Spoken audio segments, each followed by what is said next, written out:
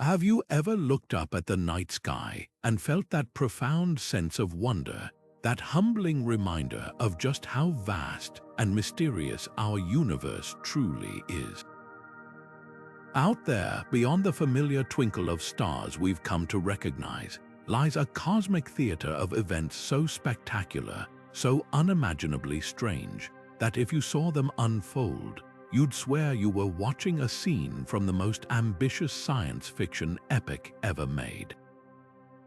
But here's the thing, they're real. These phenomena aren't dreamed up by writers. They're documented, studied, and waiting in the dark, reminding us that reality often outdoes even our wildest fantasies. We're about to set off on a journey to the farthest reaches of space and time, exploring events that challenge our understanding of physics, reality, and our own place in the cosmos. This isn't just a list, it's an invitation to witness the universe at its most extreme, its most beautiful, and its most terrifying. Think about it. A star, burning steadily for millions of years, suddenly winks out of existence without a trace.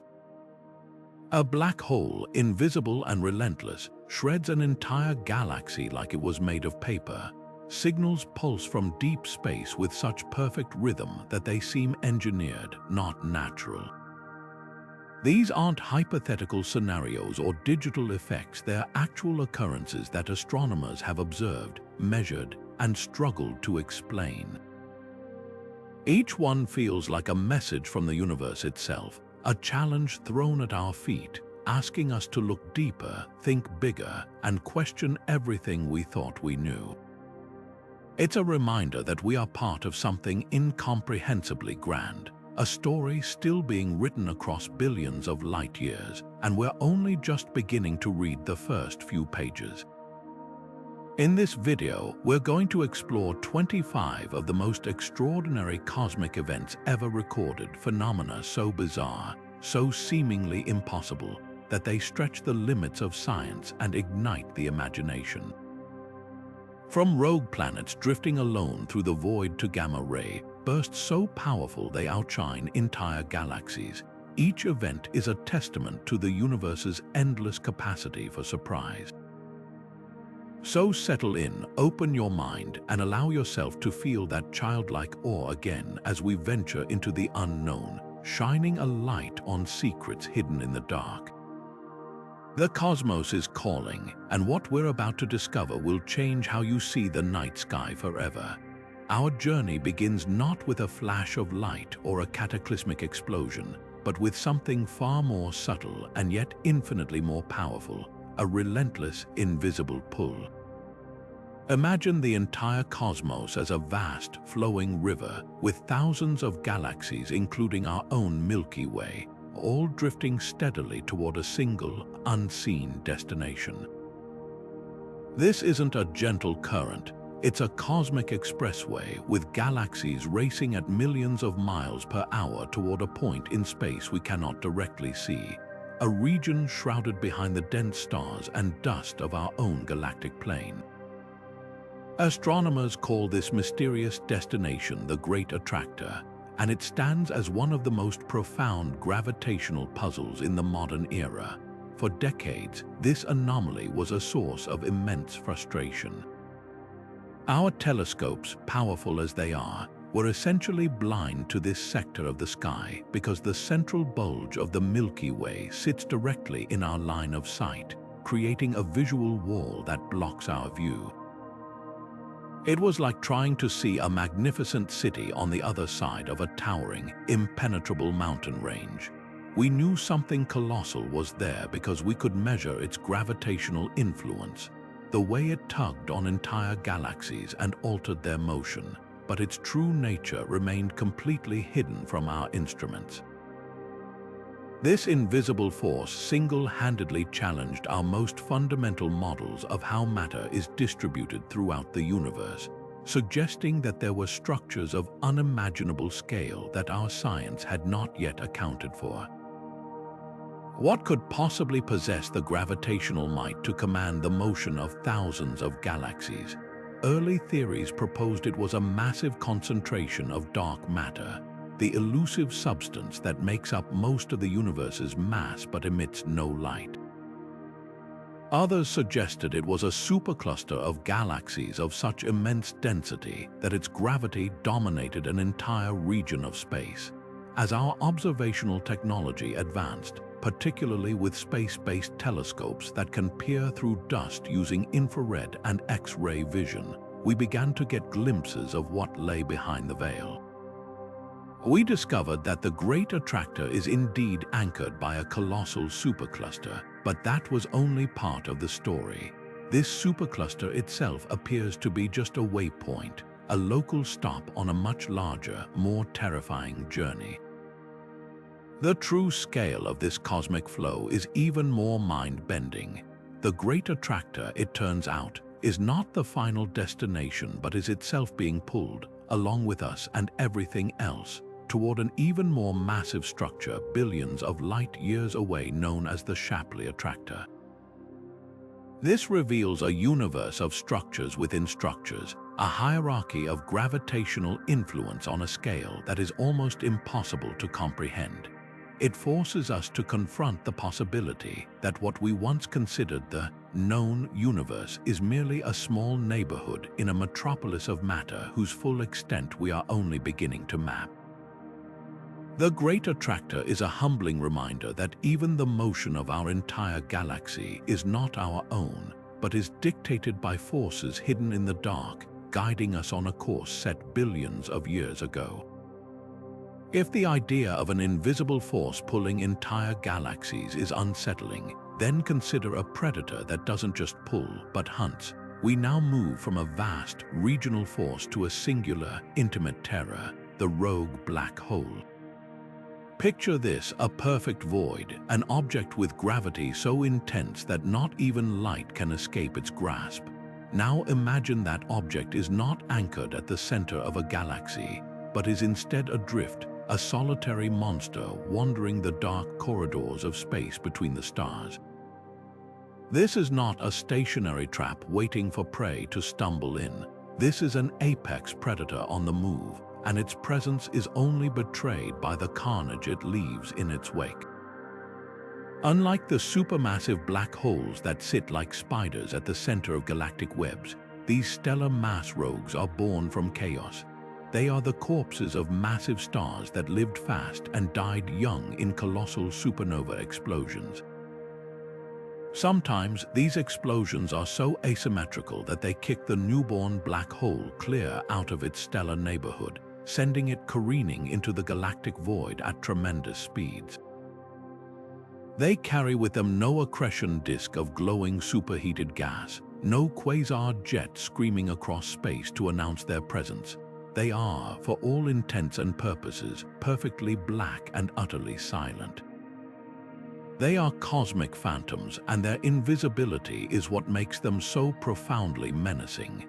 Their method of discovery is as brutal as it is indirect. Astronomers don't see the black hole itself. They see the death throes of anything unfortunate enough to cross its path. The primary way we detect these rogues is through a phenomenon called a tidal disruption event. Imagine a star going about its billion-year life when its orbit brings it too close to one of these dark wanderers. The side of the star nearest the black hole feels a gravitational pull exponentially stronger than the side facing away. This difference in force, the tidal force, stretches the star horribly, pulling it apart into a long, thin stream of gas in a process called spaghettification. This stream of stellar material then spirals down into the black hole, compressing and heating to millions of degrees, releasing a final, brilliant flash of X-rays and light that screams across the universe, a single, violent dinner bell ringing in the darkness. It is only in that moment of destruction that the hunter is revealed. This raises a deeply disquieting possibility. How many of these phantoms are lurking in our own cosmic backyard? The Milky Way is thought to be home to at least 100 million stellar mass black holes. Statistically, a significant percentage of them must be roaming freely through the galaxy, completely undetectable to our current surveys. They could be passing through our solar neighborhood right now, and we would have no idea until their gravity began to perturb the orbits of the outer planets. The hunt for these objects is one of astronomy's greatest challenges, requiring immense ingenuity. Scientists sometimes use a technique called gravitational microlensing, where the invisible black hole's gravity acts as a lens, briefly magnifying the light of a background star as it passes in front of it. These events are incredibly rare and fleeting, but they provide our best hope for taking a census of these dark, drifting residents. The existence of rogue black holes transforms our view of the galaxy. It is not just a collection of stars and nebulae, it is an ecosystem with unseen predators moving through the tall grass. It forces us to acknowledge that the greatest dangers in the cosmos are not always the colossal, distant events, but sometimes the silent, solitary shadows passing just a little too close for comfort, their presence known only by what they tear apart. From the silent, drifting hunters of the cosmos, we now turn to a phenomenon that is the complete opposite, a scream in the night, not a slow, gravitational pull or a hidden predator, but a sudden, violent, and blindingly bright burst of energy that appears and vanishes in less time than it takes to blink.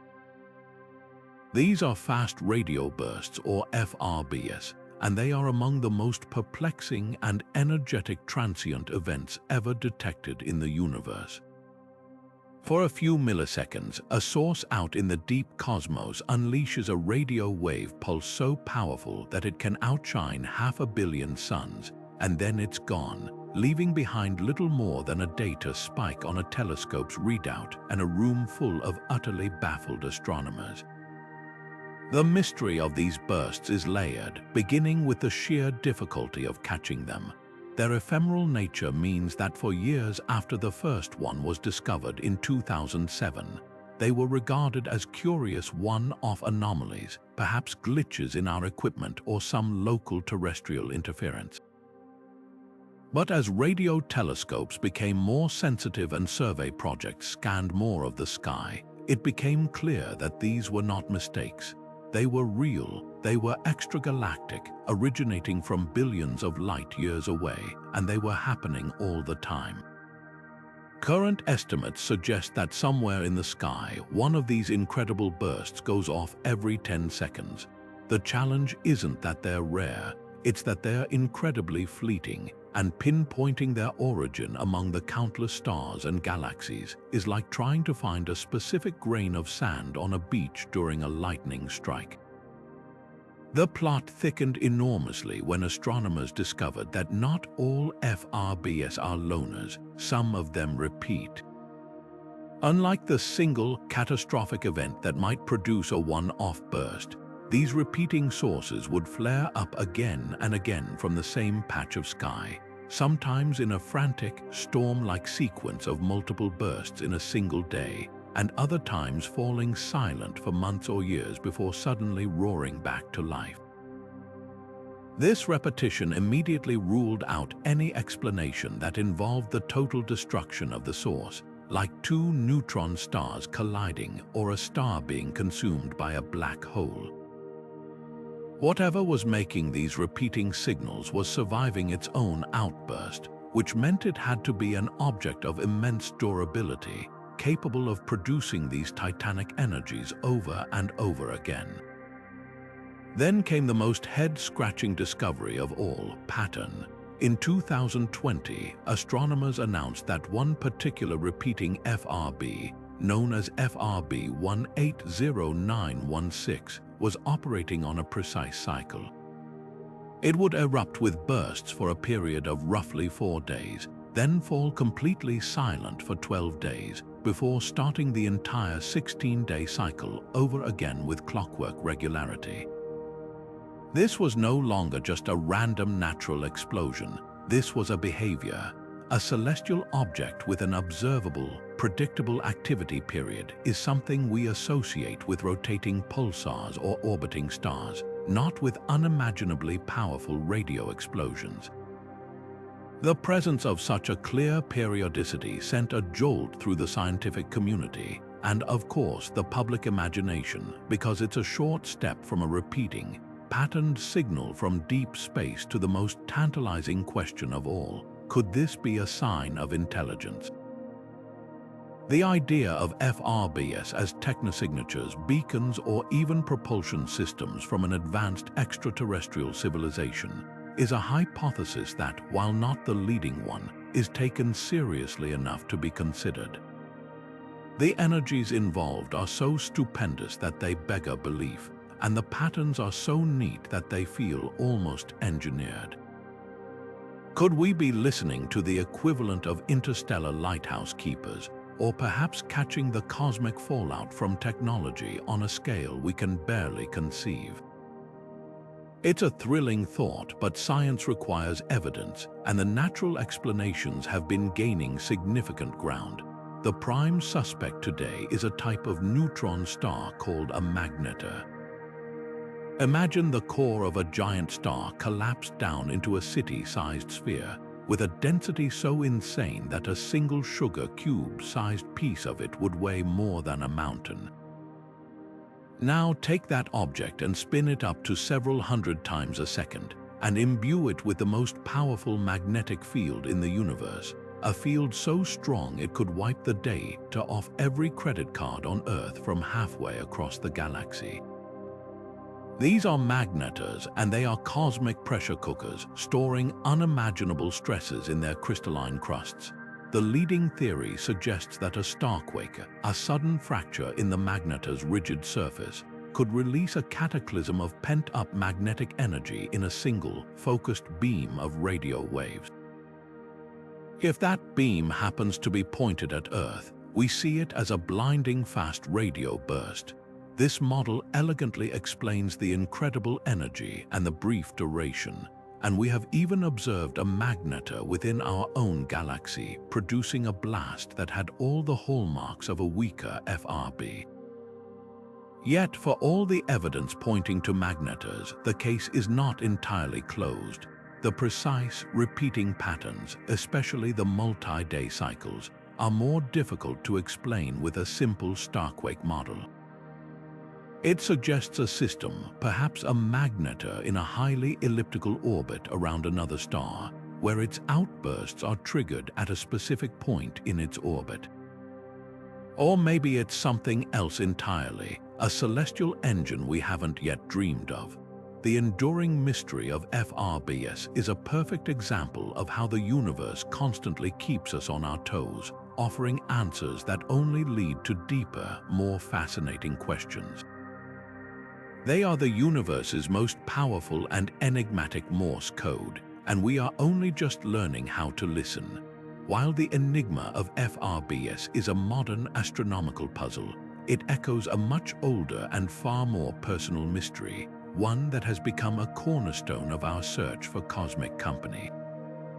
It was a quiet night on August 15, 1977, at the Big Ear Radio Telescope in Ohio. The universe was doing what it always does, humming with the faint, steady hiss of background radio waves. Then, for exactly 72 seconds, that hum was utterly shattered. A signal, narrowband and powerfully concentrated, blazed across the telescope's frequency band.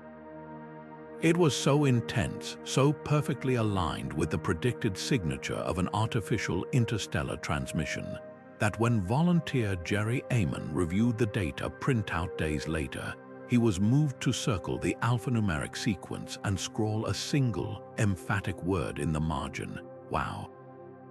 That raw human reaction gave the event its name, and the wow signal instantly became the most tantalizing, debated, and enduring candidate for a message from another world. What made this signal so extraordinary wasn't just its strength, it was its precise character.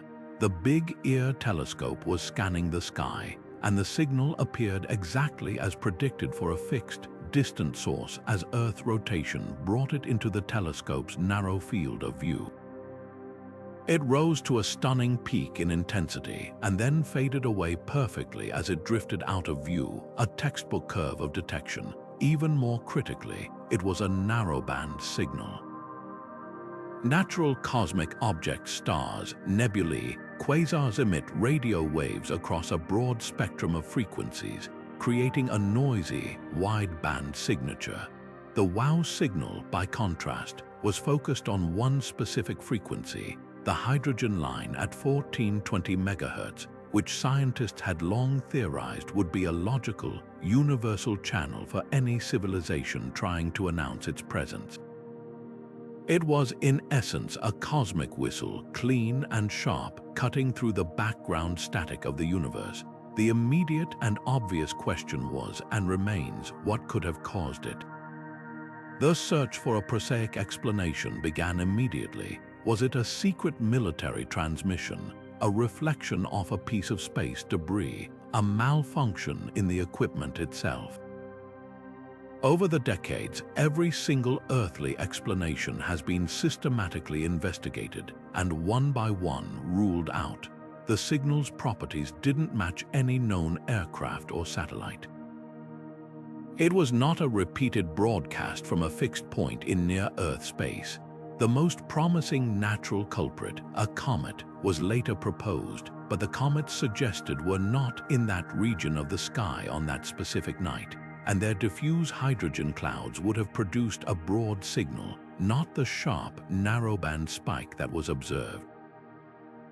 The WOW signal stands alone, a solitary data point of profound significance with no convincing natural or human-made origin. This singular nature is both its power and its profound frustration for science. A single event, no matter how perfect, is incredibly difficult to verify. It's like hearing a single, clear word whispered in a crowded room. By the time you turn your head, it's gone, and you're left forever wondering if you truly heard it or what it meant. Despite numerous attempts, including dedicated projects using far more powerful modern telescopes like the Very Large Array, the signal has never been detected again. It was a one-time event, a cosmic flash in the pan that has stubbornly refused to repeat, leaving generations of astronomers and enthusiasts to ponder its source. This lack of repetition fuels the debate and the public fascination. The possibility that it was a one-off burst from an extraterrestrial transmitter is statistically incredibly slim, yet it cannot be entirely dismissed. Perhaps it was a targeted beacon sweeping across the galaxy, and Earth just happened to be in its path for those 72 seconds. Maybe it was the catastrophic failure of an alien power source, a final, brilliant scream into the void. Or, as most scientists cautiously conclude, it could be an entirely unknown type of natural astrophysical phenomenon, a once-in-a-lifetime flare of a kind we have not yet categorized.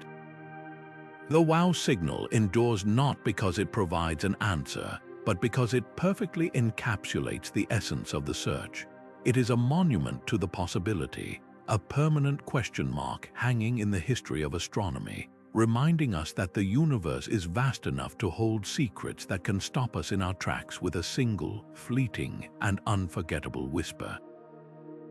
If the WOW signal was a fleeting, tantalizing whisper, then our next cosmic mystery is a sustained, glaring scream of anomaly that refuses to be ignored. Nestled in the constellation Cygnus, over 1,000 light-years from Earth, lies a star that has single-handedly rewritten the playbook on stellar behavior and ignited one of the most passionate public debates in modern astronomy. Its official designation is KIC 8462852, but the world knows it as Tabby Star, named after the astronomer Tabitha Boyajian, who led the team that first brought its bizarre properties to light. And its story begins not with a flash, but with a series of bewildering shadows. This was a discovery born from the age of big data. NASA Kepler Space Telescope spent years staring unblinkingly at a single patch of sky, monitoring the brightness of over 150,000 stars with exquisite precision. Its primary mission was to find exoplanets by detecting the telltale periodic dimming that occurs when a planet passes in front of its host star. These dips are tiny, predictable, and rhythmic, typically causing a star's light to drop by less than 1%. Tabby Star did not follow the rules. The data from Kepler revealed not the gentle, repeating footsteps of planets, but a chaotic light curve that looked more like a frantic heartbeat. There were deep, asymmetrical dips in brightness, some as much as 22%, that would last for days and then vanish. There was no pattern, no discernible periodicity. It was as if something was randomly and massively obscuring the star in a way that defied all conventional explanations. This wasn't a planet transit. It was something colossal, something irregular, and something utterly unprecedented. When a natural phenomenon stumps astronomers, the process of science is to propose and test a battery of potential explanations, from the mundane to the extraordinary. The initial, most logical suspects were quickly ruled out. It couldn't be a young star surrounded by a clumpy, formative disk of dust and rock. Detailed analysis showed Tabby Star is mature, not an infant. It couldn't be a swarm of giant comets, a popular early theory, as the sheer number and size required to create the deepest dips would be implausible, even for the most extravagant comet family. The star itself wasn't pulsing or changing its intrinsic brightness in a way that could account for the changes. Each natural hypothesis seemed to hit a wall, leaving a vacuum of understanding that was quickly filled by a far more speculative, yet irresistibly captivating idea: the alien megastructure hypothesis. The concept, first seriously proposed in a 2015 study, is the stuff of pure science fiction, yet it fit the data in a strangely compelling way. The theory suggested that an incredibly advanced civilization, a type Roman II on the Kardashev scale capable of harnessing the entire energy output of its star, might have constructed a vast array of energy-collecting panels, a Dyson swarm encircling their sun. Such a structure wouldn't be a solid shell, but a messy, uneven network of collectors and habitats, all in independent orbits. From our distant vantage point, this chaotic swarm would intermittently block the star's light in random, deep, and irregular ways, exactly as Kepler had observed. The idea was not that astronomers were claiming to have found aliens, but rather that they were forced to admit that, based on the bizarre data, an artificial explanation could not yet be ruled out. This cautious scientific openness, combined with the sheer awe of the concept, launched Tabby Star into the global spotlight. What followed was a remarkable chapter in modern science, a crowd-funded rescue mission. When traditional funding sources were slow to provide telescope time for ongoing monitoring, Tabitha Boyajian and her team turned to the public through a Kickstarter campaign. Thousands of people, captivated by the mystery, donated over $100,000 to secure dedicated time on a global network of telescopes. This wasn't just science, it was a collective human endeavor to solve a puzzle. The star, perhaps feeling the pressure, obliged with more drama. In 2017, it entered a new period of major dimming events, and this time astronomers were watching with every instrument they could point at it. They captured the dimming across the entire spectrum of light, from infrared to ultraviolet, and this multi-wavelength data held the key to cracking the case. The color of the dimming told the final story. If the obscuring objects were solid, like the panels of a megastructure, they would block all wavelengths of light equally. But the observations showed that the dimming was more pronounced in blue light than in red light. This is the classic signature of dust. Tiny particles smaller than a grain of tobacco, when passing in front of the star, scatter blue light more effectively than red, causing the overall light to redden as it dims. This evidence strongly points to a natural, if still unusual, culprit, a vast, uneven cloud of fine cosmic dust, likely the debris from a shattered moon or a catastrophic planetary collision, now trapped in a long, elliptical orbit around the star. This dusty cloud, with its clumps and tendrils, perfectly explains the irregular, deep dimming and the telltale color change, so case closed not entirely. While the dust cloud is now the leading theory, it doesn't answer every question. The long-term archival data shows that Tabby Star has also been undergoing a very slow, steady dimming over the past century, a separate mystery that the dust clouds don't fully explain. The origin of such an immense amount of dust remains a puzzle in itself. What catastrophic event could have created it? Tabby's star, therefore, has transitioned from a potential revolution to a profound evolutionary mystery. It may not be evidence of aliens, but it is evidence of something equally valuable, a cosmic process we have never witnessed before. It stands as a powerful testament to how a single anomalous point of light can challenge our assumptions, inspire global collaboration, and remind us that sometimes the truth is stranger than even our most imaginative fiction.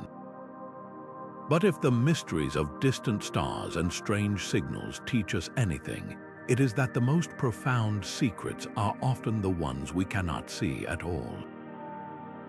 We now venture into the most ghostly, the most pervasive, and arguably the most humbling enigma in all of modern cosmology: dark matter. We are not talking about black holes that hide in plain sight or dust clouds that obscure a star.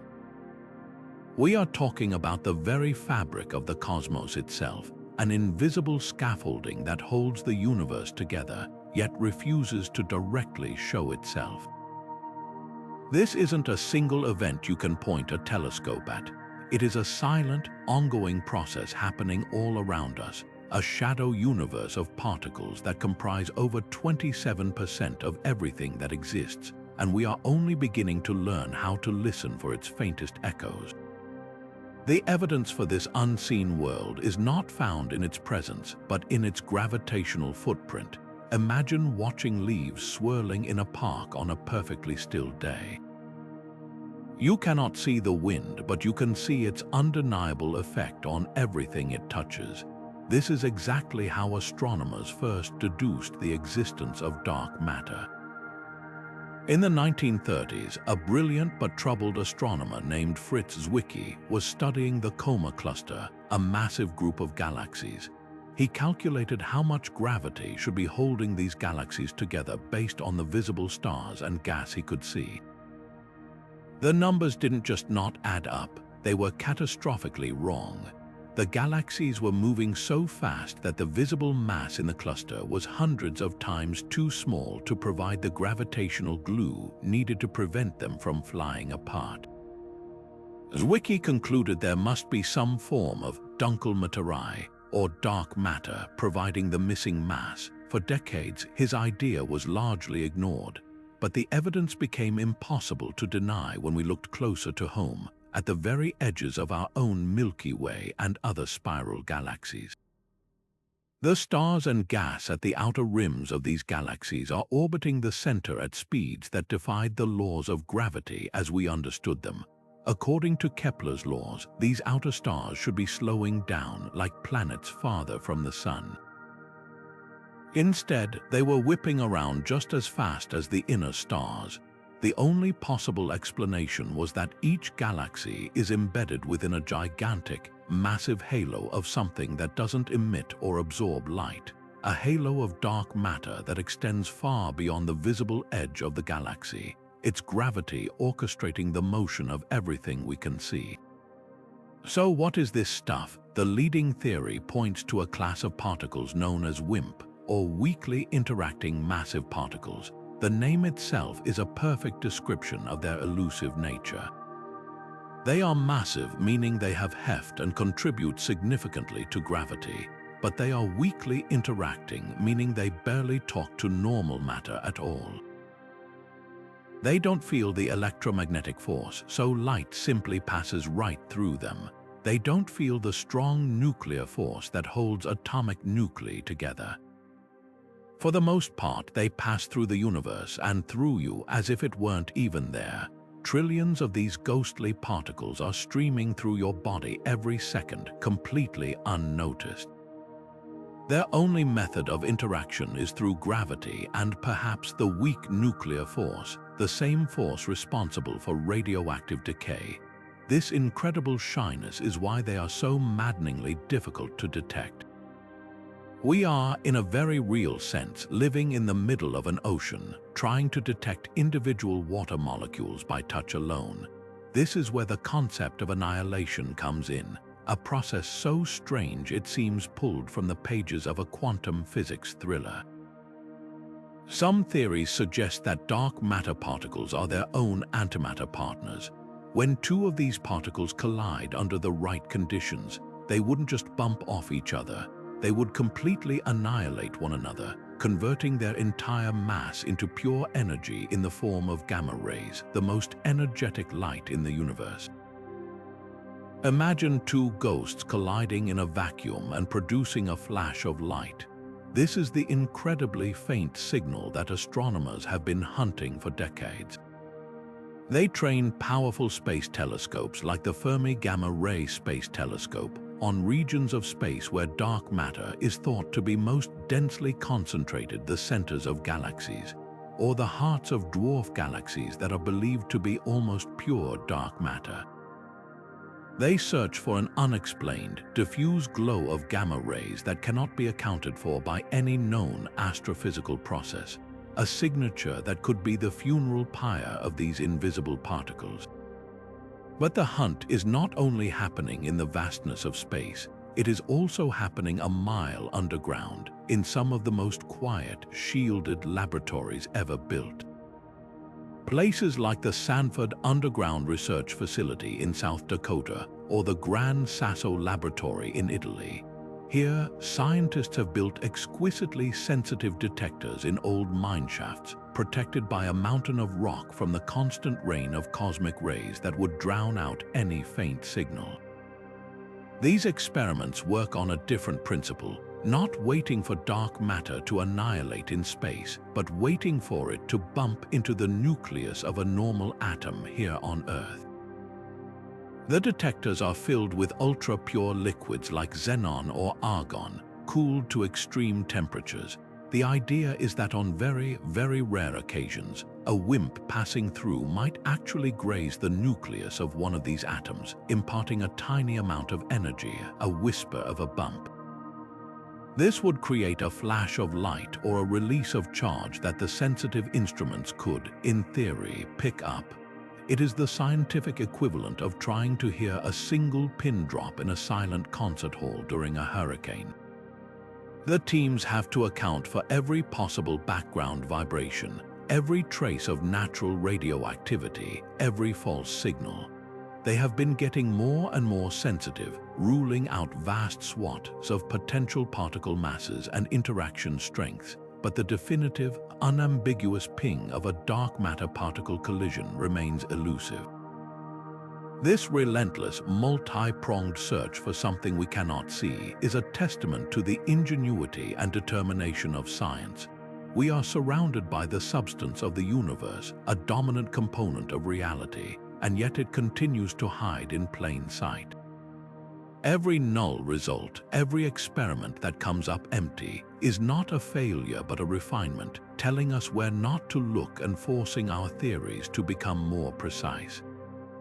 The mystery of dark matter annihilation is a quiet, constant reminder that the universe is far more than what meets the eye, and that the greatest story ever told is the one we are still learning how to read in the dark. Yet for all its pervasive and ghostly influence, dark matter is not the only way the universe can unsettle us with its emptiness. There is another kind of void, one not made of invisible particles, but of a staggering, almost aggressive absence of the things we expect to see. We journey now from the unseen scaffolding of the cosmos to a literal, gaping hole in its fabric, a region of space so profoundly empty, so defiantly barren, that its very existence challenges our most fundamental models of how the universe arranged itself after the Big Bang. This is the Boötes Void, a cosmic desert on a scale so immense it is difficult for the human mind to even frame. To understand the sheer scale of this nothingness, we must first reorient our perspective on the cosmos. We often picture the universe as a vast, three-dimensional web, with galaxies and galaxy clusters strung along glittering filaments of dark matter, creating a structure often called the cosmic web. Between these filaments are the expected voids, bubbles of relatively empty space that are a natural part of this web-like distribution. Most of these voids are a respectable tens of millions of light-years across. The Boötes Void is not like most voids. Discovered by astronomer Robert Kirshner and his team in 1981, this region in the constellation of Boötes the Herdsman is a spherical chasm of near-nothingness that stretches for an almost incomprehensible 330 million light-years. If you were to place our Milky Way galaxy at one edge of this void, you would have to travel through 250 million years of nothing but empty, dark space before you glimpsed another galaxy on the other side. This isn't a gap in the web, it's a hole that seems to have torn the web itself. The statistics are what truly boggle the imagination. In a typical region of space that size, you would expect to find not hundreds, not thousands, but tens of thousands of galaxies. The Boötes Void, by contrast, is known to contain only about 60. That's 60 galaxies floating in a volume of space designed to hold 10,000. The average distance between any two galaxies in this void is an order of magnitude greater than it is in our own galactic neighborhood. It is a place of profound isolation, where if you were on a planet in one of those galaxies, your night sky would be almost pitch black, a stark emptiness offering only a handful of faint, neighboring smudges of light. This is why it earned its dramatic nickname, the Great Nothing. The central, haunting question is how such a void could possibly form. The prevailing theory of the universe's large-scale structure is rooted in the physics of the Big Bang. Tiny quantum fluctuations in the primordial fireball were stretched to enormous sizes by a period of rapid inflation. These slight overdensities and underdensities in the early universe became the seeds for all future structure, with gravity pulling matter into the dense regions to form galaxies and clusters, while the underdense regions expanded into voids. But the Boötes Void is an outlier of such extreme proportions that it strains this elegant model to its breaking point. It is simply too big and too empty. Its existence suggests that either the initial conditions of the universe were far more irregular than we thought, or that some other, unknown physical process was at work, a process that could somehow sweep a region of space clean of most of its matter. This has led scientists to propose some truly fascinating, albeit speculative, explanations. One compelling idea is that the Boötes Void might not be a single void at all, but the result of several smaller voids merging together over billions of years, like soap bubbles coalescing into one gigantic bubble. Another, more exotic theory involves cosmic strings hypothetical, one-dimensional topological defects in space-time that are thought to have formed in the universe's first moments. These structures, possessing immense density, could have gravitationally repelled matter, effectively pushing galaxies out of a vast region and creating a void in their wake. While there's no direct evidence for cosmic strings, their theoretical properties could account for such an extreme anomaly. The few galaxies that do call this emptiness home are themselves objects of intense study, for they are survivors in a desert. These isolated galaxies have evolved in an environment utterly unlike our own, with no nearby neighbors to gravitationally interact with, merge with, or strip gas from. They have led quiet, solitary lives.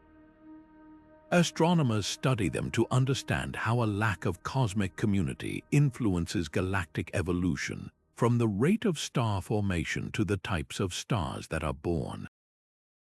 They are natural laboratories for studying a galaxy in its most isolated, pristine state.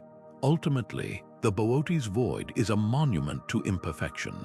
It is a glaring exception to the rules, a reminder that our models of the cosmos, however sophisticated, are still approximations of a reality that is often messy, unpredictable, and far stranger than we anticipate. It forces cosmologists to ask uncomfortable questions. Is the Boötes Void a statistical fluke, a 1 in a billion chance that just happens to exist in our observable universe?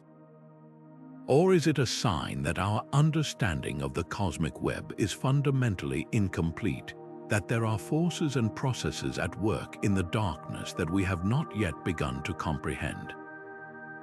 It stands as a humbling testament to the fact that sometimes the most shocking thing in the universe is not what is there, but what isn't. While the Boötes Void presents us with a chilling portrait of cosmic absence, our next phenomenon is a spectacle of overwhelming, violent presence. We move from the great nothing to the great everything, from a silent desert to a screaming storm of almost unimaginable power. At the heart of this maelstrom lies the most energetic object in the known universe, a quasar. And the most devastating force it produces isn't its blinding light, but the hurricanes of pure energy it unleashes, cosmic tsunamis that can sculpt the fate of entire galaxies. To understand a quasar tsunami, we must first meet its engine, the supermassive black hole. These are not the rogue, stellar mass hunters we discussed earlier. These are behemoths, monsters weighing millions or even billions of times the mass of our Sun, squatting at the very center of most galaxies, including our own Milky Way. In their quiet state, they are mostly dormant, a sleeping giant. But when a tremendous amount of gas, dust, and even whole stars fall into their gravitational grip, this galactic feast doesn't happen quietly. The material doesn't fall in directly. It forms a swirling, superheated disk of plasma known as an accretion disk, spinning a Chinese letter the speed of light, and heated to temperatures of millions of degrees. This disk shines with the brilliance of 1 trillion suns, outshining the entire galaxy that hosts it. This is the quasar, a beacon of terrifying power. But not all that matter is doomed to cross the event horizon. The incredible friction, magnetic fields, and radiation pressure within this chaotic inferno act like a cosmic particle accelerator, channeling a fraction of the incoming material away from the poles of the black hole and blasting it back out into space at relativistic speeds. These are the jets, focused beams of energy that can extend for thousands of light years. However, the true galaxy shaping force is more widespread. It's the quasar wind. This is a vast, spherical outflow of energized particles and radiation that erupts from the entire accretion disk region, expanding outward in all directions like the shockwave from the most powerful bomb imaginable. These winds don't travel at mere thousands of miles per hour. They scream across space at millions of miles per hour, a significant fraction of the speed of light. They carry with them the energy output of billions of stars, and they are the tsunamis that give this phenomenon its name. The impact of such a force on its host galaxy is nothing short of apocalyptic, but in a strangely constructive way. A galaxy is a delicate ecosystem for star formation, relying on vast, cool clouds of gas and dust to slowly collapse under their own gravity and ignite new stars. The quasar wind is the ultimate disruptor. It slams into these stellar nurseries with the force of a perpetual hurricane, violently heating the gas and physically pushing it out of the galaxy. This has two catastrophic effects. First, it immediately halts all star formation by shredding the raw material needed to make new suns. Second, and more profoundly, it starves the galaxy of its future. By ejecting this galactic fuel into the intergalactic void, it ensures that no new stars can be born for billions of years, effectively sterilizing the galaxy and forcing it into a premature and quiet middle age as a red and dead collection of aging stars. This violent process solves a major cosmological puzzle. For years, astronomers wondered why the largest, most massive galaxies in the universe seemed to have shut down their star-forming operations long ago. They were full of old, red stars but contained none of the bright blue newborns that signify active stellar nurseries. Quasar Tsunamis provide the answer. They are the universe's ultimate regulatory mechanism, the very black hole that a galaxy nurtured at its center can, in a final, spectacular outburst of self-destruction, unleash a wind that cleanses its own home, a feedback loop of breathtaking power and consequence. It is a dramatic demonstration of how the most extreme events are often intimately tied to the life and death cycles of the cosmos itself, a violent beauty that forges the large-scale structure of the universe we see today. After exploring voids that defy emptiness and black holes that unleash universe-shaping winds, we arrive at a cosmic marvel that feels less like a world and more like a celestial treasure chest.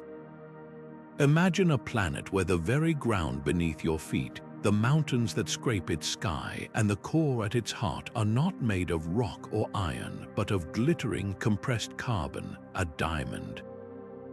This is not a fable or a line from a science fiction novel. This is the reality of a world known as 55 Cancri E, an exoplanet so exotic and so extreme that its very existence seems to challenge our definitions of what a planet can be. The story of this world begins not with a visual discovery, but with a rhythmic, gravitational dance.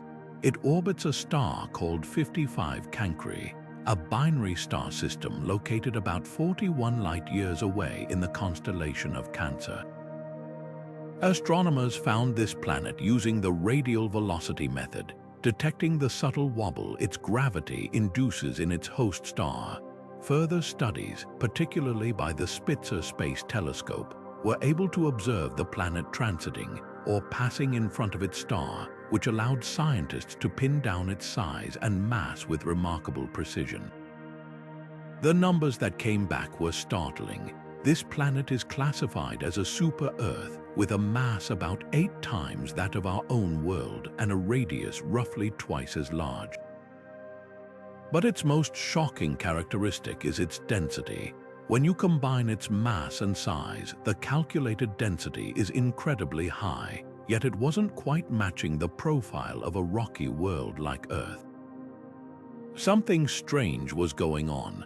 The math pointed to a composition that was not dominated by oxygen and silicates, but by carbon, a lot of carbon. This is where the diamond hypothesis truly crystallizes. Planetary formation is deeply tied to the composition of its parent star. Our Sun is rich in oxygen, which is why the rocky planets in our solar system, like Earth, are made largely of silicates. The star 55 Cancri, however, has been measured to have a much higher carbon-to-oxygen ratio. In a protoplanetary disk around such a star, carbon would be a primary building block. Scientists theorize that under the immense pressure and heat within this planet's interior, that carbon would be compressed into its most stable and dazzling form, diamond. Current models suggest that as much as a third of the planet's mass, a mass 3 times that of the entire Earth, could be pure, crystalline diamond. To put that into a perspective that is almost ludicrous, the estimated value of such a quantity of diamond is a number with more than 30 digits, a figure so vast it becomes meaningless, a testament not to treasure but to the sheer, staggering scale of cosmic geology. But this diamond world is no serene, glittering paradise. It is a hellscape of almost unimaginable extremes. Its orbit is breathtakingly tight, A full year on 55 Cancri E lasts only 18 hours. This proximity to its star has profound consequences. The planet is almost certainly tidally locked, meaning one side permanently faces the searing heat of its sun, while the other is plunged into eternal, frigid darkness. The dayside temperature is estimated to soar to around 4,700 degrees Fahrenheit, hot enough to melt iron and far too hot for diamonds to exist in a form we would recognize on the surface. They would likely be a supercritical fluid or vapor. It is a world of crushing pressures and infernal heat where it might literally rain liquid diamond droplets in the atmosphere or have diamond oceans churning over a solid diamond mantle. This isn't a static jewel, it's a dynamic, violent, and utterly alien planetary engine. The study of 55 Cancri E is far from over, and its true nature continues to be debated. Some newer research analyzing its thermal emissions suggests it might be shrouded in a thick atmosphere of vaporized rock and carbon compounds, making its surface even more enigmatic. It serves as a powerful reminder that the universe is a laboratory of chemical and physical possibilities far beyond our earthly experience. It shows us that the elements common to all life as we know it can, under different stellar guidance, forge worlds of breathtaking and terrifying beauty. 55 Cancri E is a permanent monument to cosmic diversity, a diamond forged in the heart of an alien star system, proving that the universe's wonders are not only vast and powerful, but can also be profoundly, dazzlingly strange. While we often look outwards to distant galaxies for cosmic drama, sometimes the most startling discoveries are made right in our own celestial backyard, hidden in plain sight for millennia. In 2010, astronomers using NASA's Fermi Gamma Ray Space Telescope made one such discovery, but it wasn't out in the depths of space. It was a pair of colossal structures erupting from the very heart of our own Milky Way galaxy. These are the Fermi Bubbles, two enormous lobes of superheated gas and intense gamma-ray energy that extend for 25,000 light-years above and below the galactic plane. To grasp their scale, imagine that if our eyes could see this high-energy light, these bubbles would dominate the night sky, each stretching half the distance from Earth to the very center of the galaxy itself.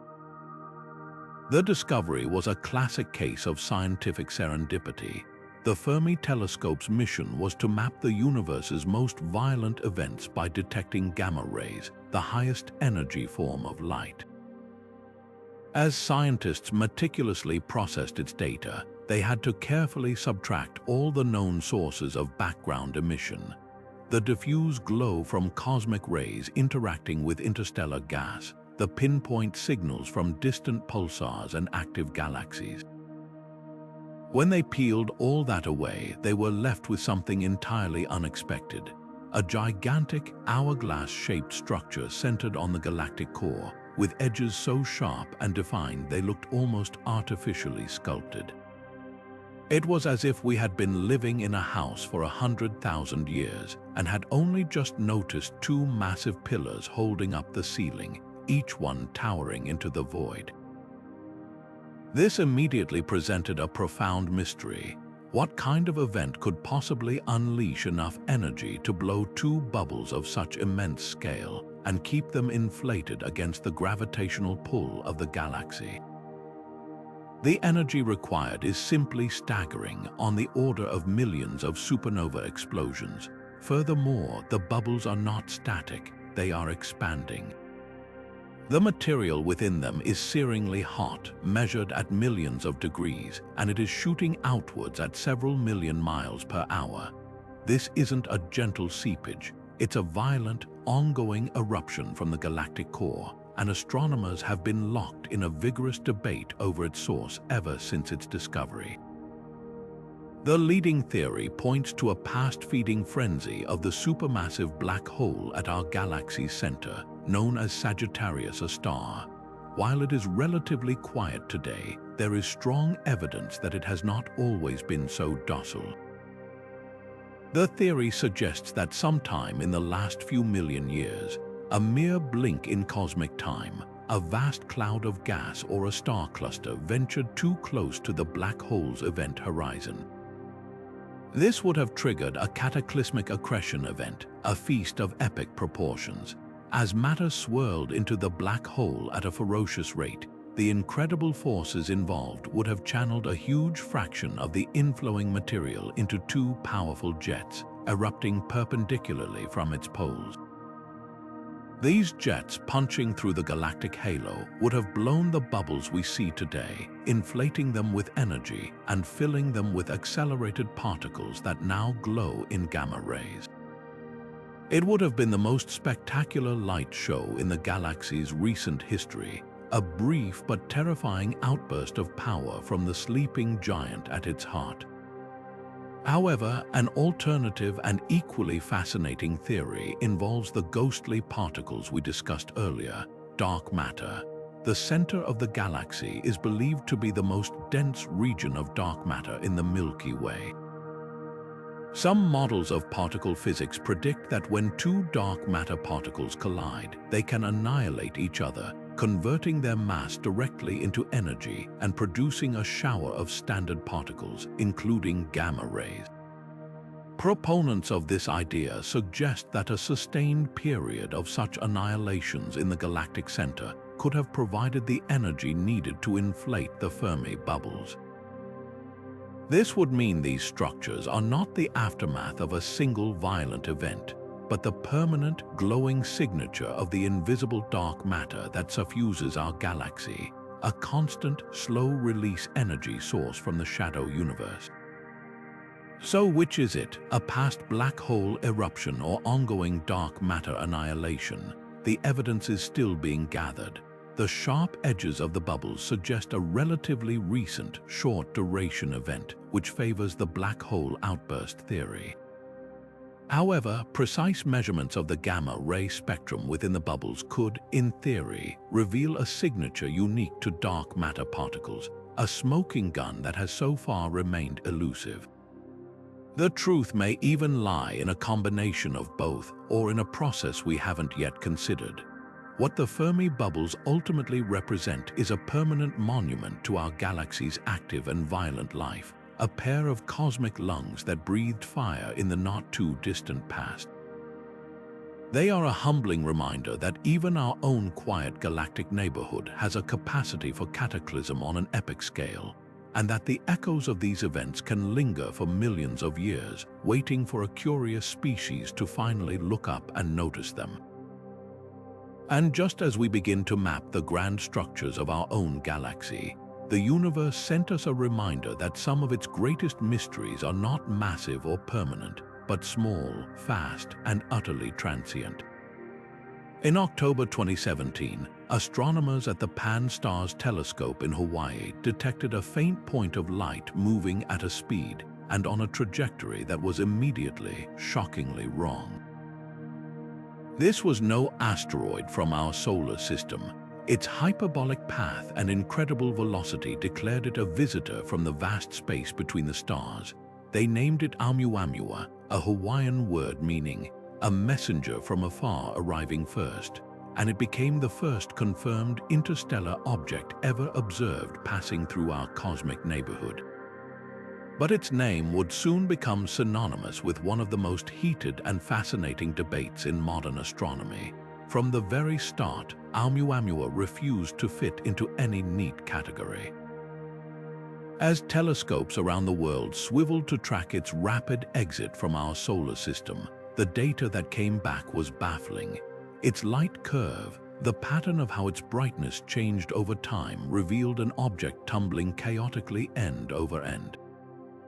This tumbling suggested an extremely elongated shape, something never before seen in our solar system.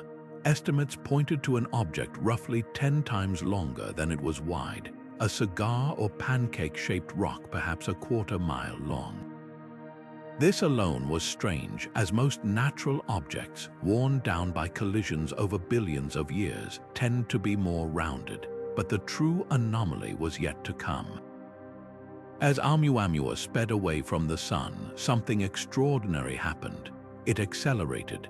According to the immutable laws of orbital mechanics, an object slingshotting around the Sun should steadily slow down as it escapes the Sun's gravity, like a ball rolling up a hill.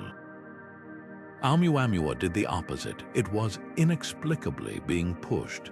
The immediate and most logical explanation was outgassing, the same process that gives comets their beautiful tails. As a comet's icy surface is heated by the Sun, it vents gas and dust, which acts like a natural thruster, subtly altering its trajectory. Yet, despite intense scrutiny from every major observatory, Oumuamua displayed no visible coma, no tail, no ejector of dust or gas whatsoever. It was completely inert, a dark, reddish object behaving like a comet but looking like a sterile, ancient asteroid. This paradox launched 1,000 scientific papers and a public debate that spilled far beyond academic journals. How could an object accelerate without a visible mechanism? Astronomers scrambled for natural explanations. Perhaps it was a hydrogen iceberg, venting pure hydrogen gas that would be invisible to our telescopes.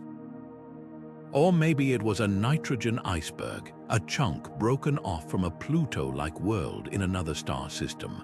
Perhaps it was an ultra-low-density object, a cosmic dust bunny whose slight mass made it more susceptible to radiation pressure from the Sun. Each theory was inventive, but each also had significant flaws.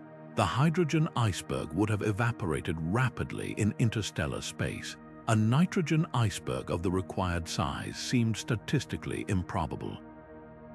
The object's observed acceleration was too strong to be explained by radiation pressure alone. Every natural solution seemed to require a 1 in a million cosmic coincidence. It was this series of dead ends that led a prominent astronomer, Professor Avi Loeb, to publicly float a more radical, sensational hypothesis that Oumuamua's acceleration could be explained by light sail technology. The idea was that the object could be a piece of debris from an advanced technological civilization, a discarded piece of a light sail, a communications relay, or a defunct probe. A light sail, a thin, reflective sheet that uses the pressure of sunlight for propulsion, would naturally accelerate as it moved away from the Sun, and its thin, flat geometry could account for the object's strange shape. Loeb argued that scientists must remain open to this possibility, that to dismiss it out of hand was unscientific, especially when the natural explanations were so unsatisfying. The scientific community's reaction was, and remains, deeply divided. Many astronomers strongly criticized the hypothesis as premature, arguing that to invoke aliens without ironclad proof is a failure of scientific imagination, not an expansion of it. They contend that Oumuamua is a fascinating oddity that reveals our ignorance about the formation and variety of objects in other star systems, not evidence of extraterrestrial intelligence. They point out that we have only just begun to look, and that as our telescopes improve, we will likely find more of these interstellar visitors, building a statistical sample that will show Oumuamua was simply the first of a new class of object, not the only one. And indeed, just a few years later, a second interstellar object, 2I/Borisov, was discovered. This one behaved perfectly like a comet with a clear, visible tail, proving that such visitors are not unheard of. This discovery made Oumuamua seem even more unique, a true outlier. The debate over its nature is far from settled. It is a perfect example of the scientific process wrestling with an anomaly. It forces us to confront our assumptions about what is natural and to question where the line lies between a conservative interpretation of data and a truly open-minded exploration of all possibilities. Oumuamua, now just a faint speck far beyond Pluto, left behind more questions than answers. It was a fleeting messenger, a cosmic haiku that we are still struggling to translate, a permanent reminder that sometimes the most profound mysteries come in small, silent, and deeply enigmatic packages. Yet for all the mystery of interstellar visitors, there is a different kind of cosmic revenant, one that doesn't just pass through but actively defies the finality of death itself. We now turn from the strange and silent to the violently reborn, to stars that refuse to die a quiet death. In the grand cosmic cycle, a supernova is supposed to be the ultimate finale, a star's spectacular, self-destructive swan song that scatters its enriched guts across the galaxy to seed new generations of stars and planets. It is a definitive end, but what if the star survives? What if, against all known rules, it rises from its own ashes to explode again? This is not science fiction. This is the baffling reality of a class of stellar anomalies known as Type Ix supernova, and the stars they leave behind, the zombie stars. The story of these cosmic phoenixes begins with a very specific and very unstable kind of stellar marriage. It involves a white dwarf, the Earth-sized, super-dense core of a star like our Sun that has exhausted its nuclear fuel and shed its outer layers. Left to its own devices, a white dwarf will simply cool off over billions of years, fading into a cold, dark cinder. But if this white dwarf has a nearby companion star, a red giant, or even a main sequence star, it can begin a predatory dance. The white dwarf's immense gravity starts to steal or accrete hydrogen and helium from its partner. This stolen material piles up on the white dwarf's surface, and as the pressure and heat at the base of this layer climb to incredible levels, it can suddenly ignite in a runaway thermonuclear explosion. This is the standard model for a Type Ia supernova, a titanic detonation so predictable in its peak brightness that astronomers use them as standard candles to measure vast distances across the universe. Crucially, this explosion was thought to be completely total, leaving absolutely nothing behind but an expanding cloud of debris. The zombie stars shatter this assumption. In the early 2000s, astronomers began to notice a peculiar subset of these explosions that were weaker, fainter, stranger. They were classified as Type Ix supernova, and they shared many characteristics with their more powerful cousins, but with a crucial difference: they seemed to be incomplete. The thermonuclear detonation appeared to fail. Instead of a symmetrical, total incineration of the entire white dwarf, the explosion might be asymmetrical, or it might only partially disrupt the star. In some cases, the explosion might even blow away only the outer layers of accreted material, leaving the white dwarf core bruised and battered, but fundamentally intact. Imagine lighting a stick of dynamite that only fizzles and pops instead of exploding. The white dwarf is the stick, still there after the failed blast. This surviving remnant is the zombie star, a stellar corpse that has undergone a supernova explosion and lived to tell the tale. But how does a star cheat a death that physics had deemed inevitable? The answer lies in the delicate and violent physics of the explosion itself. For a standard Type Ia supernova to completely obliterate the white dwarf, the nuclear fusion must rip through the entire star at supersonic speeds as a detonation wave. This wave consumes the star's carbon and oxygen fuel with perfect efficiency, leaving nothing but iron and ash. In a failed supernova, the fusion might instead propagate as a subsonic deflagration wave, more of a fast burn than a true shockwave. This burning front is turbulent and uneven. It might churn through the star's interior, ejecting a good portion of its mass out into space, but it fails to completely consume the core.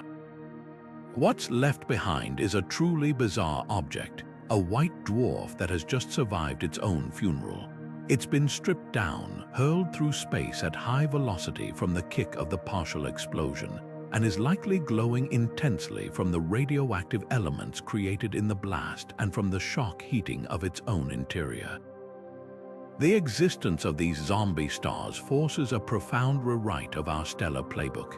They are living proof that stellar death is not a single, monolithic event, but a spectrum of possible outcomes. It reveals a previously unknown pathway in stellar evolution, one where a star can experience a catastrophic supernova and still persist as a recognizable entity. This has huge implications for how we understand the chemical enrichment of the galaxy, as a partial explosion will distribute different ratios of elements into the cosmos than a complete one. Furthermore, a surviving zombie star isn't necessarily done. It may have lost so much mass that it can no longer achieve the critical density needed to explode again, destined to cool off as a weird, scarred relic. Or if it remains in its binary system, it could theoretically begin accreting material all over again, potentially setting the stage for a second, or even a third, eruption later in its unlife. This cyclical nature of death and rebirth makes them the ultimate cosmic survivors, challenging our very definitions of a star's beginning, middle, and end. They are a stunning reminder that even in the violent, predictable laws of physics, there is still room for a spectacular failure, a failed death that creates a new and enduring kind of life.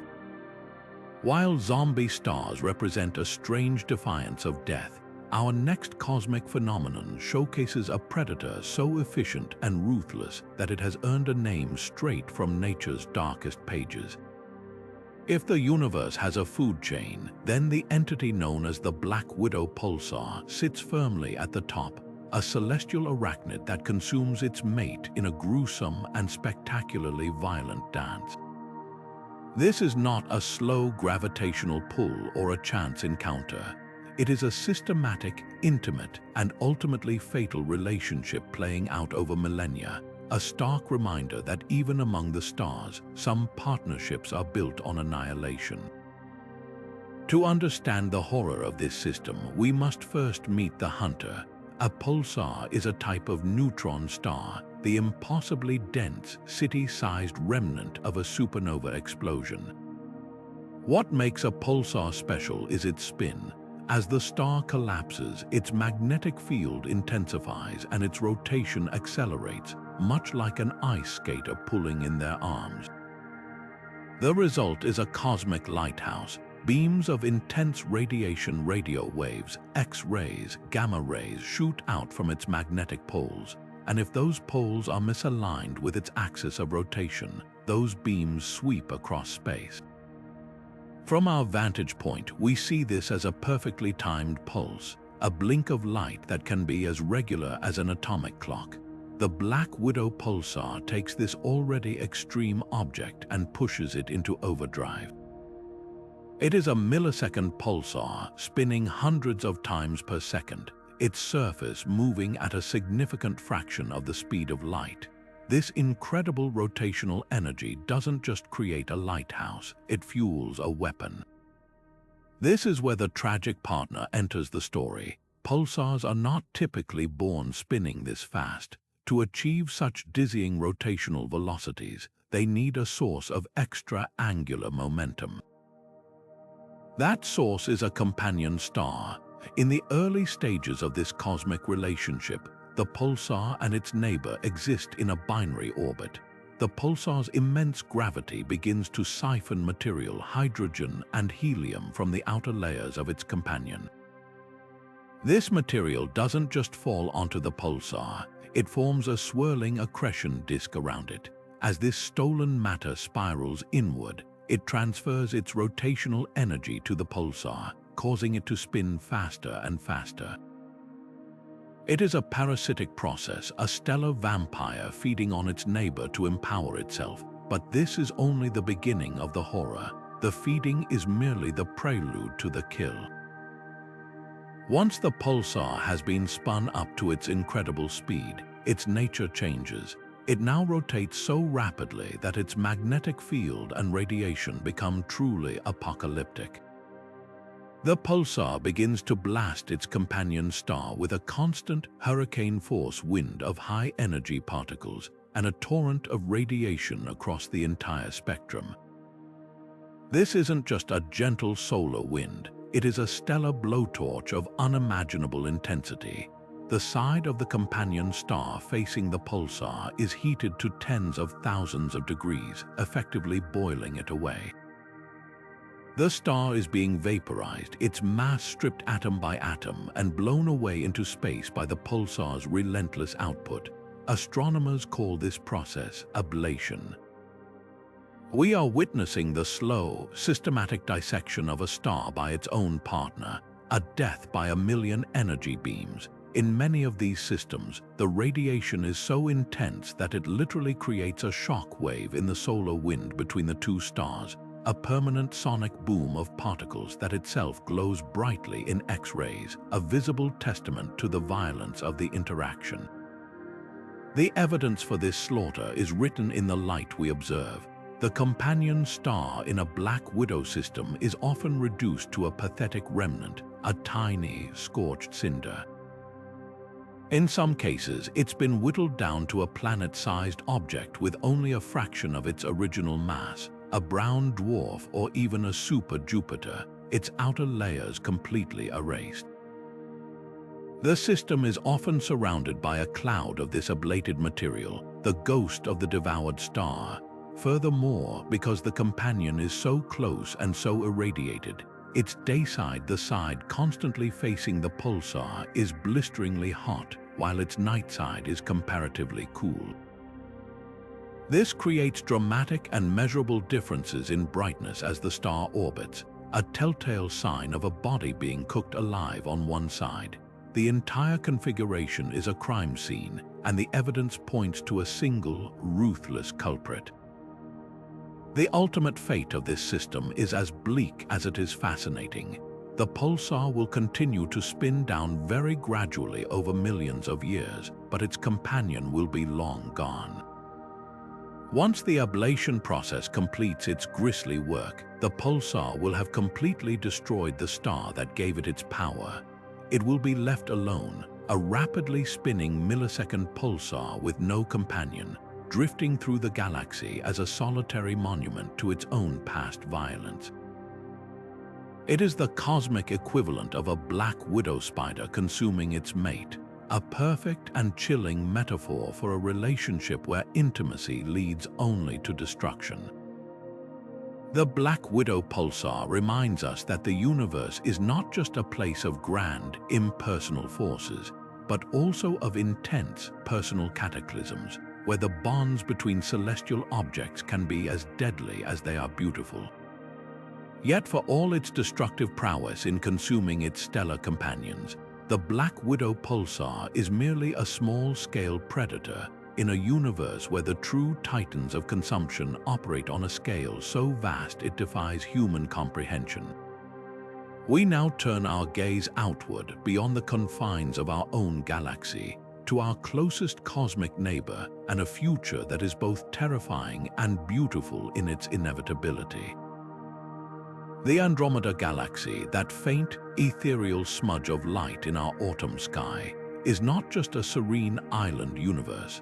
It is a cannibal, a galactic giant that has grown to its immense size by devouring its smaller companions, and it is on a direct, unstoppable collision course with our own Milky Way. This isn't a speculative theory, it's a measured fact. For over a century, astronomers have been able to track the motion of the Andromeda Galaxy. By carefully analyzing the subtle Doppler shift of its light, how its spectrum is stretched or compressed, they determined it was moving toward us. But for decades, the prevailing wisdom was that a collision was only a possibility, a mere chance encounter. That all changed with the precision measurements of the Hubble Space Telescope. By staring at Andromeda for years and tracking the faint motions of its stars against the backdrop of more distant galaxies, astronomers were able to calculate its lateral or sideways motion. The result was conclusive. This is not a near miss. This is a direct hit. Andromeda is hurtling toward us at a breathtaking 250,000 miles per hour, a trajectory that will see the two galaxies begin to merge in about 4.5 billion years. But this future cataclysm is not Andromeda's first rodeo. Its history is written in the stellar streams that wrap around it like celestial spaghetti, the ghostly remnants of smaller galaxies it has already torn apart and digested. When a dwarf galaxy ventures too close to a giant like Andromeda, the immense tidal forces the difference in gravity from one side of the small galaxy to the other overwhelm its own gravitational glue. The smaller galaxy is stretched out, its stars pulled away into long, looping arcs that gradually disperse, eventually becoming indistinguishable from the halo of the cannibal galaxy itself. Andromeda's halo is littered with this forensic evidence of its past meals, a record of cosmic carnage that shows it has been the dominant predator in our local galactic group for billions of years. It is a galaxy that has literally built itself on the consumption of others. So what will this ultimate merger actually look like for any future inhabitants of Earth?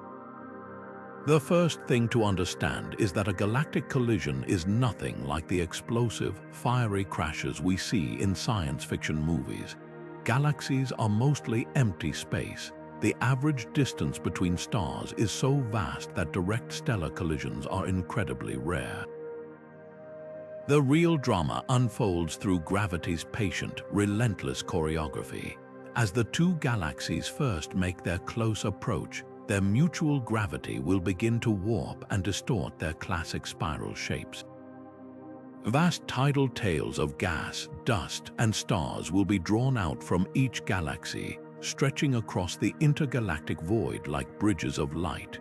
From a hypothetical Earth, the night sky would transform over millions of years from a familiar band of stars into a chaotic and breathtaking panorama.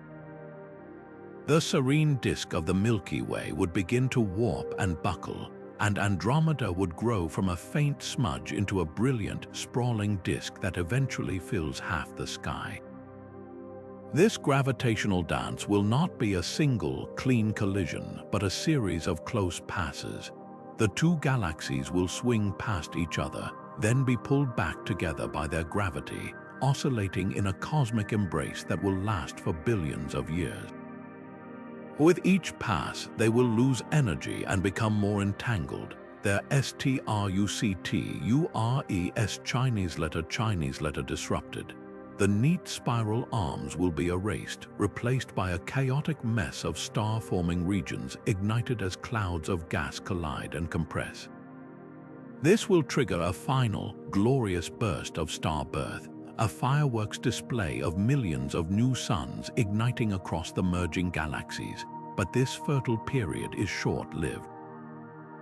As the gas is either used up in this starburst or blown away by the fierce stellar winds of the new massive stars, star formation will cease.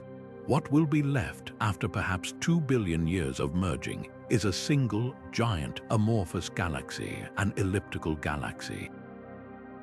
This new entity, nicknamed Milkomda or Milkdromda, will be a featureless red and gold swarm of older stars, a quiet retirement home for the merged populations of both the Milky Way and Andromeda. For our solar system, the risks are surprisingly low, but the changes will be profound. The odds of our sun being thrown clear out of the new galaxy are minute, and the chance of a direct stellar collision is virtually zero. However, the gravitational perturbations could easily fling us from our current, comfortable orbit into a much wider, more elliptical path around the new galactic center, or even send us hurtling into the outer halo of Milkomda. Our position within the galaxy and the view from our night sky will be utterly transformed. The familiar constellations will be gone forever, scattered and mixed with the stars of Andromeda to form entirely new patterns. The stable, predictable galactic environment that allowed our solar system to form and life to evolve will be a memory, replaced by a new, dynamic, and unknown celestial landscape. This cosmic merger is the ultimate reminder that the universe is in a constant state of flux, a grand cycle of creation and destruction where even the mightiest galaxies are not permanent structures, but temporary gatherings of stars in a slow, gravitational dance that spans billions of years. While the impending merger of our galaxy with Andromeda speaks to a future of constant, violent change, there exists a celestial vault where time itself seems to have been frozen shut. In the vast and turbulent expanse of the universe, where galaxies are ceaselessly evolving, merging, and birthing new stars, one island universe has defiantly resisted this cosmic imperative for change. Lying 220 million light-years away in the constellation Perseus, the lenticular galaxy known as NGC 1277 is nothing less than a living fossil, a pristine relic from the dawn of time that has remained virtually untouched for over 10 billion years. It is a galaxy that, by all known rules of astrophysics, should not exist in its current state, a perfect snapshot of the early universe preserved in a perfect, impossible amber. What makes this galaxy so profoundly anomalous is its stellar population. When astronomers point their spectrographs at NGC 1277, they don't see the vibrant, mixed demographics of a typical galaxy. They see a population of stars that are almost exclusively ancient, all born within a remarkably short, frenetic burst of star formation that concluded just a billion years after the Big Bang itself. After that initial, explosive period of creation, the galaxy simply shut down. The vibrant cycle of star birth and death that defines every other galaxy we know of came to a screeching, permanent halt. There is no neon glow of young, blue supergiants, no telltale pink hues of stellar nurseries where new suns are being forged. This galaxy is a retirement home for stars, a cosmic graveyard where every resident is a senior citizen of unimaginable age, all having aged in lockstep together. It is a fossilized echo of the universe's infancy, a place where the hands of the cosmic clock stopped moving. The central mystery of this celestial time capsule is not just its age, but its sheer, defiant isolation. Galaxies are not islands, they are social creatures, constantly interacting with their environment. They accrete fresh gas from intergalactic space, which cools and collapses to form new stars. They collide and merge with dwarf galaxies, a process that injects chaos and fresh material, inevitably triggering new rounds of star formation. Yet, NGC 1277 shows no evidence of any of this. It appears to have lived an existence of profound solitude, having never experienced a major merger in its entire 10 billion-year history. It is a galactic hermit that has somehow avoided all the usual channels of cosmic replenishment, leaving its original fuel supply long ago depleted and its evolutionary story frozen on a single, early page. How does a galaxy, especially one located within the massive and dynamic Perseus cluster, manage to avoid any significant interactions for such an incomprehensible span of time? It's as if it has been moving through the crowded cosmos in a perfectly insulated bubble, completely immune to the gravitational tides and interactions that shape everything else around it. This impossible state of preservation forces us to reconsider the very mechanisms of galactic evolution. Our standard models tell a story of continuous, if sometimes sporadic, growth and change. Galaxies start small and build themselves up over time through a hierarchical process of mergers and accretion. NGC 1277 stands in stark opposition to this narrative. It presents a different pathway, one of rapid, early formation and then permanent quiescence. It suggests that some galaxies in the early universe could form with astonishing speed and efficiency, using up all their available gas in one glorious initial burst and then simply checking out of the evolutionary game entirely. This wasn't a slow aging process, it was a sudden and total shutdown, a cessation of star formation so complete that it has persisted across 70% of the universe's entire history. The key to its survival may lie in its location and its incredible speed. NGC 1277 is not drifting peacefully through a quiet void. It is hurtling through the crowded Perseus galaxy cluster at a staggering speed of over 2 million miles per hour. This tremendous velocity might be the very thing that has preserved it.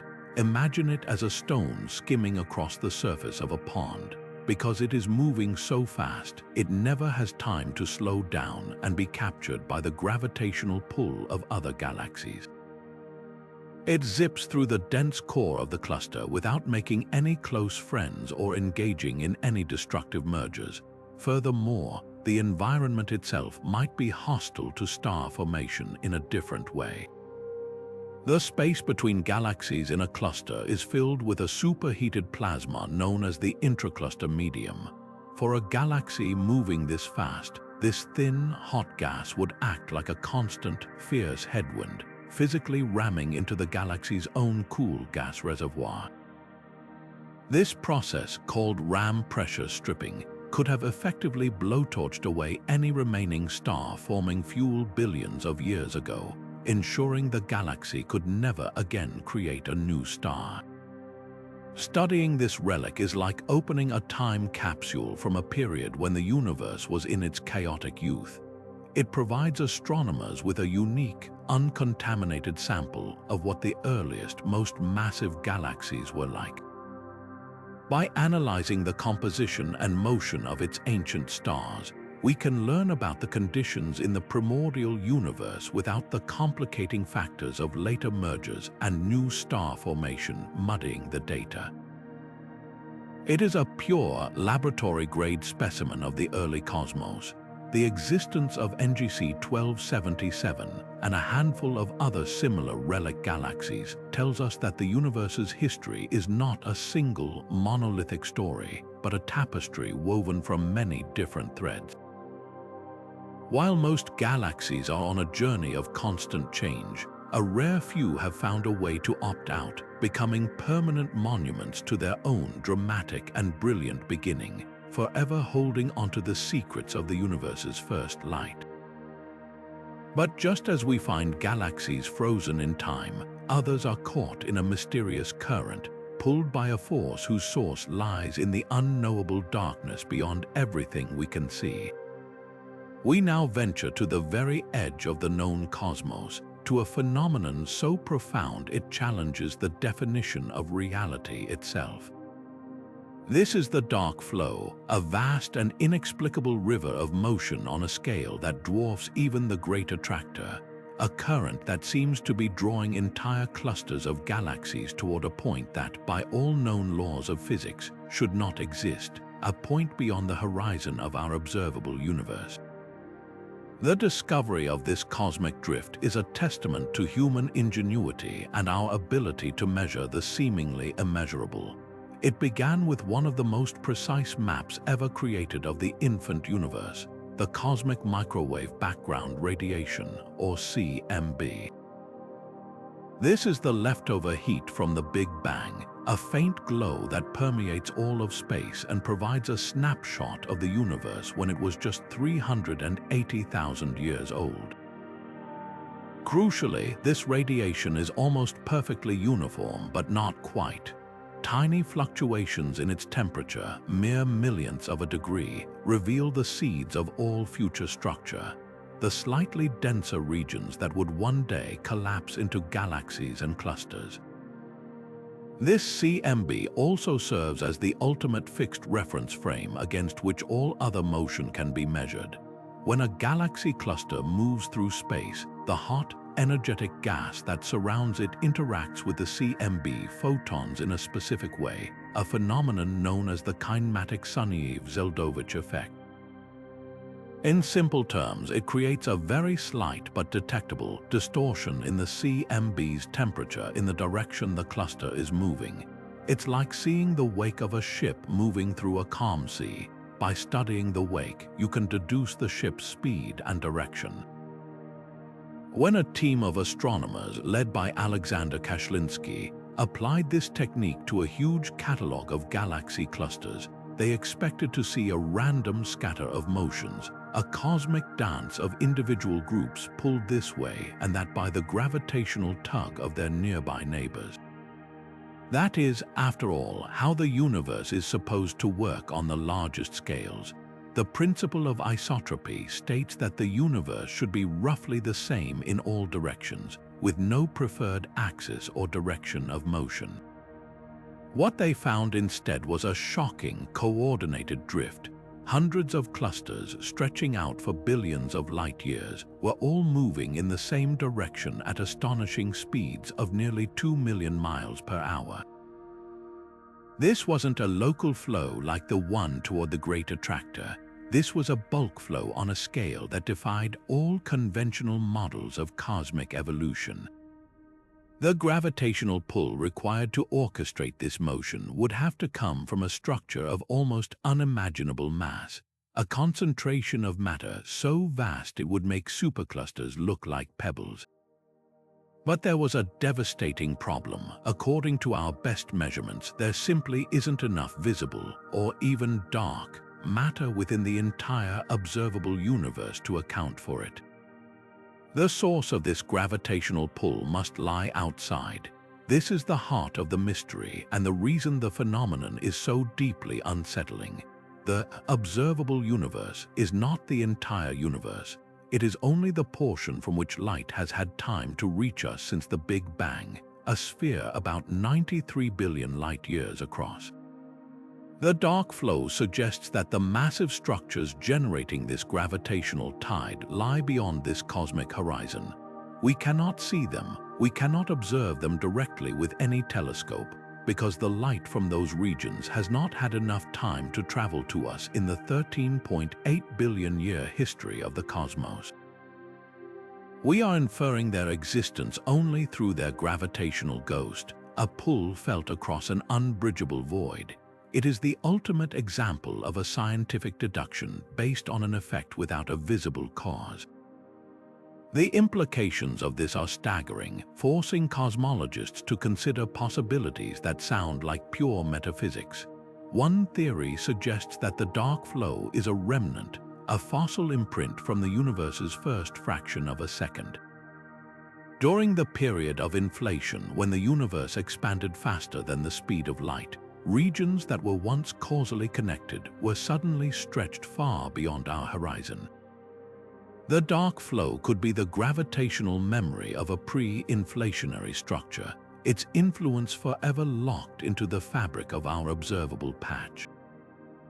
Another, even more mind-bending possibility is that it is evidence of a gravitational tug from a separate universe entirely, a neighboring bubble in a vast multiverse.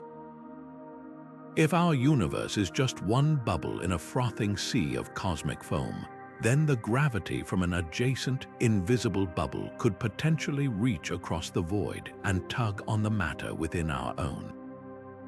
While this remains highly speculative, it is a mathematically possible consequence of some theories of eternal inflation, and the dark flow stands as one of the very few potential empirical hints that such a multiverse could be real.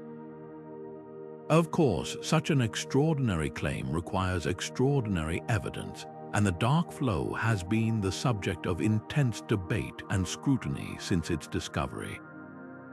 Some scientists have questioned the methodology, suggesting that subtle systematic errors in the data analysis could be creating the illusion of a coherent flow. Others have proposed alternative explanations that keep the cause within our observable universe, such as exotic forms of dark energy or previously unknown large-scale textures in the fabric of spacetime. Each new analysis and data set from missions like the Planck satellite has been pored over, with some teams claiming to confirm the effect and others asserting it has vanished. This ongoing scientific debate is not a weakness but a strength. It is the rigorous process of a profound idea being tested against reality. Whether the dark flow is ultimately confirmed or refuted, its very proposal has already expanded our conception of the cosmos. It forces us to confront the humbling fact that our entire observable universe, with its hundreds of billions of galaxies, may be just a small province in a far grander reality, a reality whose full extent and nature may forever lie beyond our view. We are like deep-sea creatures who have only ever known the abyss, suddenly detecting the faint, rhythmic pull of a tide whose source is a distant ocean we can never visit. The dark flow is a whisper from the other side of existence, a hint that the story of the cosmos is far bigger, stranger, and more mysterious than the chapter we are currently able to read. Yet for all the grand, universe-spanning currents and flows we've witnessed, some of the cosmos's most captivating mysteries are found in the intricate, intimate details of a single star's death. Imagine a celestial artist given a palette of every color and the entire void of space as a canvas, deciding to paint not with the soft, swirling brushes of Impressionism, but with the strict, precise tools of a geometrician.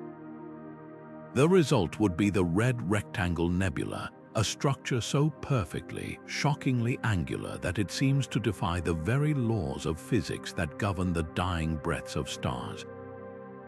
Located about 2,300 light-years away in the constellation Monoceros, this isn't just another beautiful cloud in space. It is a cosmic anomaly of breathtaking symmetry and confounding origin, a puzzle box written in light and gas. The story of this nebula begins, as so many do, with a star like our Sun reaching the end of its life. The central star system, known as HD 44179, is actually a binary pair of two stars locked in a close orbital dance. As the more massive of the two exhausted its hydrogen fuel, it swelled into a red giant and began to shed its outer layers into space. This is the standard process that creates the beautiful, spherical planetary nebulae we're familiar with, like the Ring Nebula or the Helix Nebula. But in this case, the presence of a companion star completely altered the equation. The second star's gravity acted like a master sculptor's chisel, preventing the expelled gas from expanding evenly in all directions. Instead, it funneled the material into two powerful, opposing cones, like two ice cream cones placed tip to tip. And because we are viewing this system almost perfectly edge-on from our vantage point on Earth, the base of these cones appears to form a near-perfect X shape, with a series of startlingly straight, rung-like lines connecting them, creating the illusion of a hollow geometric rectangle. It is a stunning example of how binary interactions can impose order on cosmic chaos, creating a structure of eerie precision. But the geometry is only half the mystery, its color is the other. The deep, rich crimson that gives the red rectangle its name is not just for show, it is a chemical fingerprint. This intense red glow comes from a class of complex carbon-based molecules known as polycyclic aromatic hydrocarbons, or PAH. These are not just simple compounds, they are sprawling, ladder-like molecules, essentially the building blocks of soot. Their presence tells us that the dying star is a prolific carbon factory, forging this element in its core and then spraying it out into the cosmos. In the specific conditions within the nebula's dense gas, these molecules are being illuminated by the intense ultraviolet light from the hot stellar core, causing them to fluoresce with that characteristic red light. It's a dramatic demonstration of the cosmic cycle of life and death. A star's final act is to seed the universe with the very elements that could one day form the basis of planets and perhaps life itself. The most tantalizing and unresolved aspect of the red rectangle, however, is the series of straight, evenly spaced rungs that give it the appearance of a ladder or a spider's web. These are not a static structure, they are shock waves. The prevailing theory suggests that the stellar winds blowing out from the central binary system are not steady, but are instead pulsing. The dying star is ejecting material in periodic bursts, much like a smoke ring launcher. Each new shell of gas expands outward until it slams into the slower moving material ejected in the previous burst. This collision creates a visible shock front, a sharp boundary that compresses and illuminates the gas, creating those distinct rungs. The incredible regularity of these rungs suggests the central engine has a remarkably stable and precise pulse, a heartbeat of mass loss that has continued for centuries. It's a natural process creating an almost artificial-looking precision, a rhythm of death written across light years. This magnificent object will not last forever. The intense ultraviolet radiation from the exposed hot core of the star is steadily eroding and dissipating the delicate gaseous structures. In a few tens of thousands of years, a mere moment in cosmic time, the elegant geometry will have faded away, and the red rectangle will have transformed into a more typical, diffuse planetary nebula. Its breathtaking beauty is fleeting, a short-lived masterpiece in the grand gallery of the universe.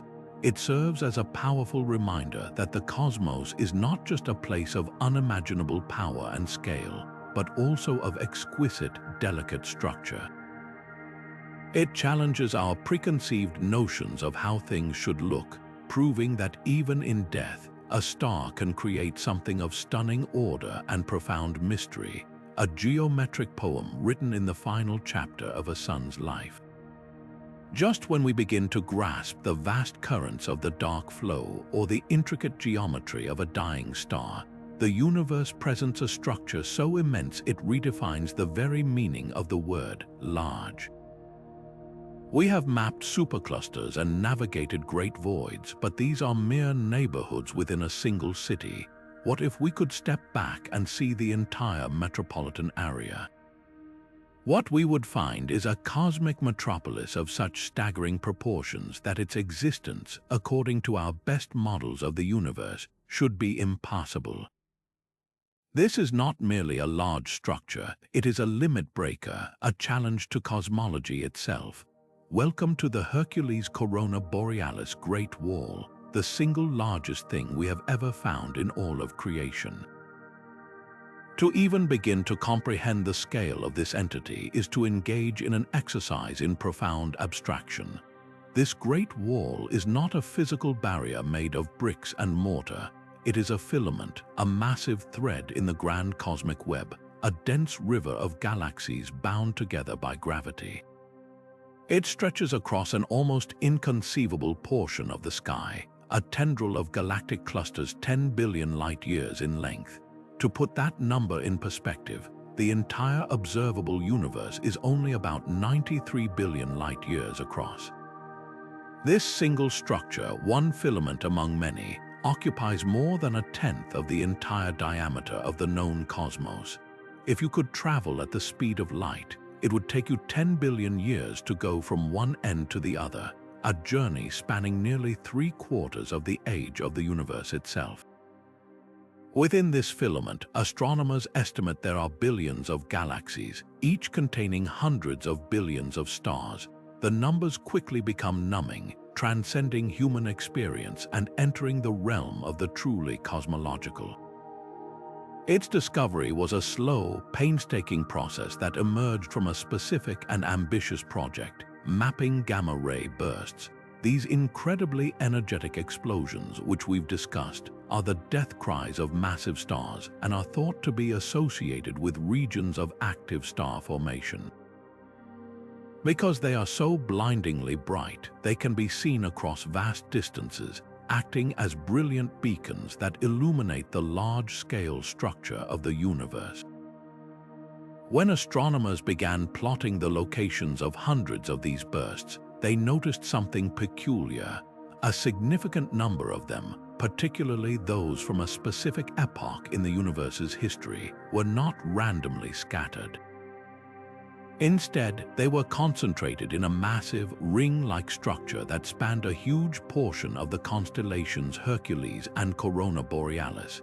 This wasn't a ring of bursts themselves, but a signpost. The gamma-ray bursts were tracing out an underlying, incredibly dense concentration of galaxies, a structure so vast it was bending the very statistics of stellar death. They weren't just seeing a cluster, they were seeing the outline of a continent. This is where the mystery deepens from mere wonder into a genuine scientific paradox. Our foundational model of the universe is built upon a principle called the cosmological principle.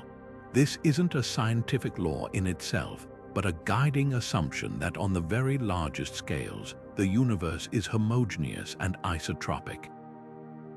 In simple terms, this means that no matter where you are or which direction you look, the universe should appear roughly the same. There should be a statistical smoothness to the cosmos, with matter distributed evenly when you zoom out far enough. The existence of the Hercules Corona Borealis Great Wall, along with other similarly massive Great Walls, like the Sloan Great Wall, punches a hole right through this assumption. A structure of this size is not a minor fluctuation. It is a glaring irregularity, a mountain range in what is supposed to be a flat, smooth plain.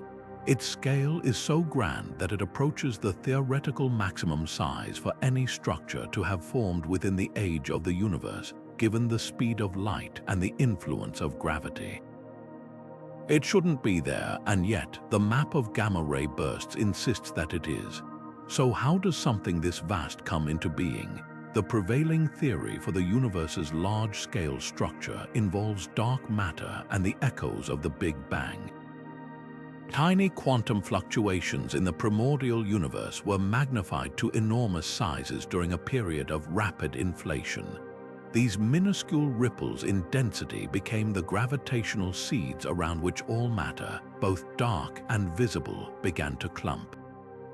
Over billions of years, gravity pulled these seeds into filaments and nodes, creating the cosmic web we observe today. But for the Hercules Corona Borealis Great Wall to form, those initial seeds must have been significantly larger, or the process of gravitational collapse must have been far more efficient in that region than our models allow. It suggests that the early universe was not as smooth as we thought, that the initial conditions were lumpier, or that there are aspects of dark matter's behavior or gravity itself that we do not yet understand. It is a cosmic fossil that tells a different story of the universe's infancy than the one we've written. This forces cosmologists into a difficult position. Do we need to revise our fundamental models of the universe's beginning and evolution? Or is this a statistical fluke, a chance alignment of smaller structures that only appears as a single, coherent wall from our particular vantage point? This latter possibility, that we are being tricked by perspective, is a serious point of debate. The universe is a three-dimensional place, and mapping it from our single location is incredibly challenging. Perhaps future surveys with more advanced telescopes will reveal that this Great Wall is not a continuous structure but a chance overlap of several distinct filaments, creating the illusion of a single, impossible giant.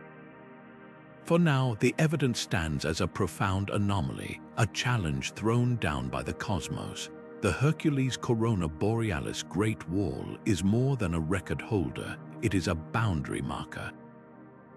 It shows us the limits of our current understanding and dares us to look deeper, to develop new tools and new theories to explain the impossible continent of galaxies that hangs in our night sky, a silent testament to the fact that the universe is always grander and more mysterious than our theories can contain. Just when we think we have the universe's timeline neatly mapped out, from the explosive birth at the Big Bang to the orderly formation of the first stars, a single point of light emerges to challenge the entire narrative. In the faint constellation of Libra, a mere 190 light-years from Earth, lies a star that should not be. Its official name is HD 140283, but it has earned a far more evocative and fitting title, the Methuselah Star. Initial measurements of this ancient sun sent shockwaves through the world of cosmology, suggesting it was a staggering 16 billion years old. There was just one catastrophic problem with that number. The universe itself is only 13.8 billion years old. We were faced with the impossible, a star that appeared to be billions of years older than the very cosmos that gave it birth. The discovery of this paradox was not the result of a single observation, but a meticulous, decades-long forensic investigation. Determining the age of a star is one of the most difficult tasks in astronomy. There's no birth certificate to consult. Instead, scientists must become cosmic detectives, piecing together clues from the star's composition, brightness, and motion. For the Methuselah Star, the key evidence came from its chemistry. As stars age, they fuse hydrogen into helium and then heavier elements. The first stars to form after the Big Bang, known as Population 3 stars, would have been composed of almost pure hydrogen and helium. The Methuselah Star, however, has an extremely low metallicity, a term astronomers use to describe the abundance of elements heavier than helium. Its atmosphere is strikingly pristine, a clear sign that it was born from a cloud of primordial gas that had been polluted by the death of only one or two previous generations of stars. This placed it firmly in the category of a Population 2 star, a member of the second generation ever to ignite in the cosmos, making it unquestionably one of the oldest stars ever identified. But how do you get a precise age from a chemical fingerprint? The most accurate method involves a combination of factors. Astronomers used the Hubble Space Telescope to measure the star's parallax, nailing down its distance with unprecedented accuracy. Knowing its true brightness and its temperature allowed them to place it perfectly on the Hertzsprung-Russell diagram, the fundamental map of stellar evolution. From its position on this map, they could infer its mass, which directly correlates to its lifespan. Lower mass stars burn their fuel far more slowly and live far longer. The initial calculations that used this data, combined with its incredibly low metal content, produced that impossible, universe-defying age of 16 billion years. It was a result so unsettling that it forced a complete re-examination of the methods, the data, and even our most fundamental cosmological models, had we gotten the Big Bang itself wrong. The resolution to this paradox did not come from discarding the star's ancient status, but from refining our understanding of its interior and the precise physics that govern it. The breakthrough came when scientists incorporated a more nuanced and powerful ingredient into their stellar models: the precise amount of oxygen. Earlier models had treated the star's internal opacity, how easily radiation moves through its layers, with less detail. The new models revealed that the Methuselah Star has a higher oxygen-to-iron ratio than previously thought. This might seem like a minor detail, but it has a profound effect. Oxygen, even in trace amounts, increases the opacity in the star's interior. This makes it harder for radiation to escape, which means the core has to work a little less hard to push energy outward. A star that doesn't have to work as hard burns its nuclear fuel more slowly. This slight adjustment to the efficiency of its internal engine extended its calculated lifespan significantly. When all these refined factors were fed into the most sophisticated computer models, the star's age was revised downward to a still stunning 14.5 billion years, give or take 800 million. This new estimate finally brought it within the margin of error of the universe's 13.8 billion year age, resolving the immediate crisis but leaving its profound mystery fully intact. This ancient sentinel is not just a record holder, it is a living time capsule from the universe's darkest and most formative era. It was born when the cosmos was less than 1 billion years old, a time when the first galaxies were just beginning to coalesce from the primordial gloom. Its light has been traveling through space since before multicellular life existed on Earth. The elements that make up its atmosphere were forged in the hearts of the very first stars, the mythical population 3 giants that have never been observed. By studying its chemical signature with immense precision, astronomers are essentially conducting an archaeological dig on the universe's first stellar generation. The specific ratios of carbon, oxygen, and iron in its outer layers act as a fossil record, telling the story of the supernova explosion that must have seeded the cloud from which it formed. This single star allows us to reverse engineer the life and death of its own parent, a star that died over 13 billion years ago. The Methuselah Star, therefore, stands as both a triumph of modern astronomy and a permanent symbol of cosmic humility. It forced our hand, compelling us to improve our models and deepen our understanding of stellar physics to a degree we might not have otherwise pursued. It proved that our measurements of the cosmos are not infallible, but are instead a constantly evolving conversation between observation and theory. And while it no longer technically predates the universe, its extreme longevity, pushing right against the very limits of time itself, cements its status as the ultimate survivor. It is a direct witness to the universe's infancy, a silent, flickering beacon that has watched the entire grand story of cosmic evolution unfold, from the first faint glow of galaxies to the rise of a species on a distant planet clever enough to find it and wonder at its age. It reminds us that some of the universe's greatest secrets are not hidden in distant cataclysms, but are carried within the steady, enduring glow of its oldest citizens. After centuries of mapping spiral arms, elliptical swarms, and irregular galactic fragments, we thought we had a handle on the basic architecture of island universes. But the cosmos, in its infinite creativity, always has another surprise waiting in the wings. In the faint constellation of Serpens, 600 million light-years from Earth, lies a celestial object so perfectly formed, so geometrically pristine, that when astronomer Arthur Hoag first discovered it in 1950, he thought it might be a visual defect.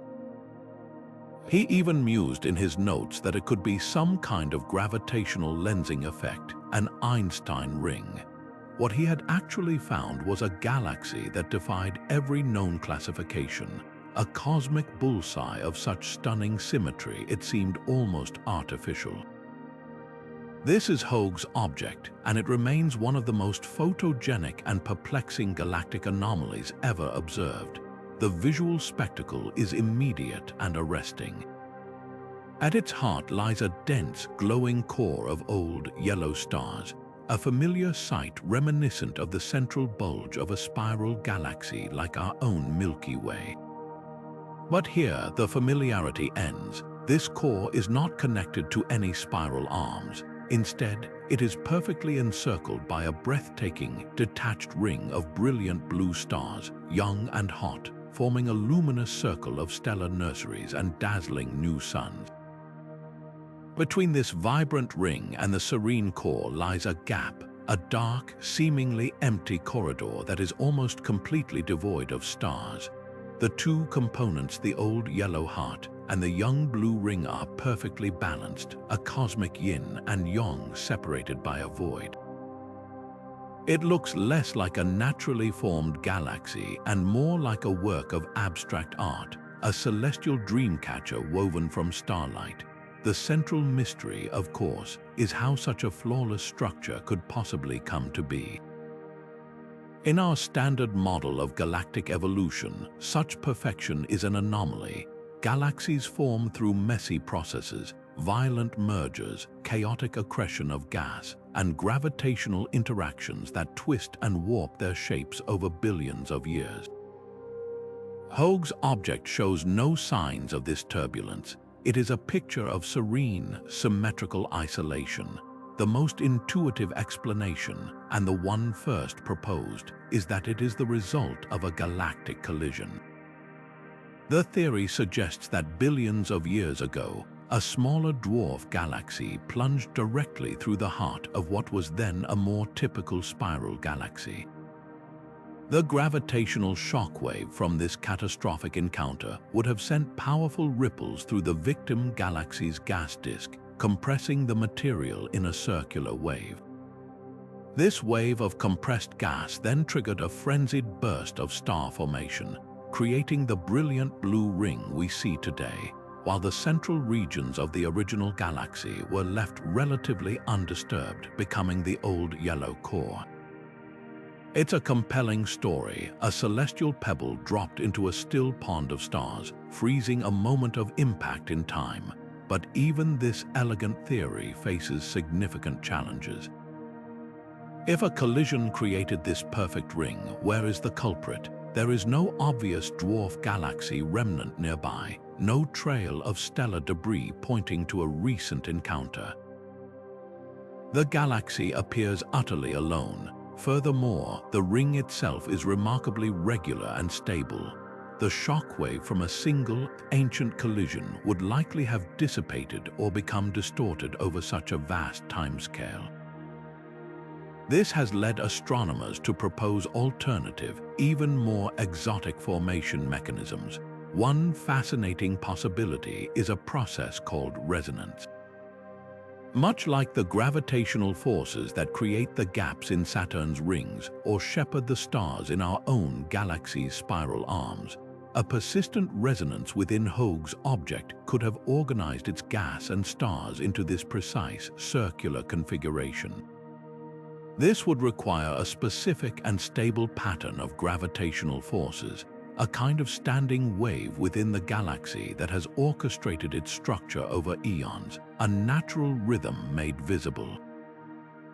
The enigma of Hoag's object is compounded by the discovery of other, similar ring galaxies. However, none match its perfect symmetry. Most, like the famous Cartwheel Galaxy, show clear signs of violence, distorted shapes, spokes of dust and stars radiating from the core, and a visible companion galaxy responsible for the disruption. Hoag's object stands apart in its isolation and its perfection, a singular masterpiece. Its very existence forces us to acknowledge that our catalogue of galactic forms is not yet complete, that the universe holds blueprints for construction that we have not yet fully deciphered. It is a permanent reminder that for all our theories and models, the cosmos is still capable of producing objects of breathtaking beauty and profound mystery that stop us in our tracks and demand a rethinking of what we know.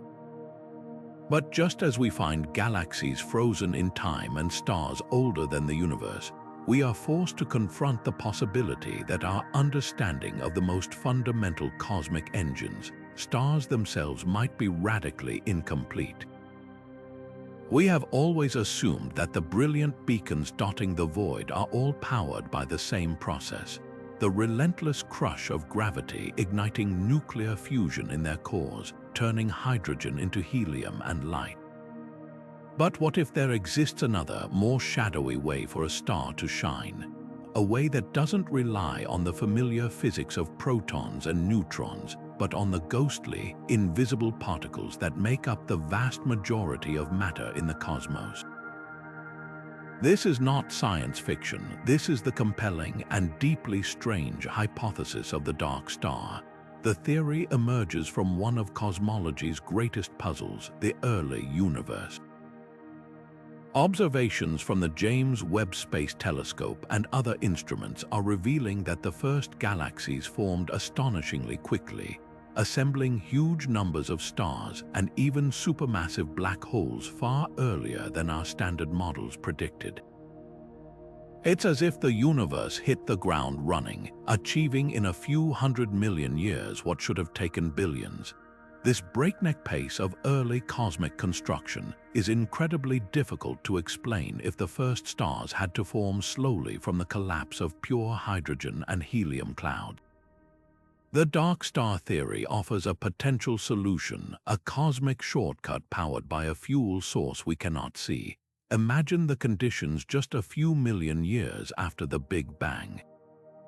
The universe is a much denser, hotter place, and it is filled with a thick soup of dark matter, the mysterious substance that exerts gravity but otherwise ignores normal matter.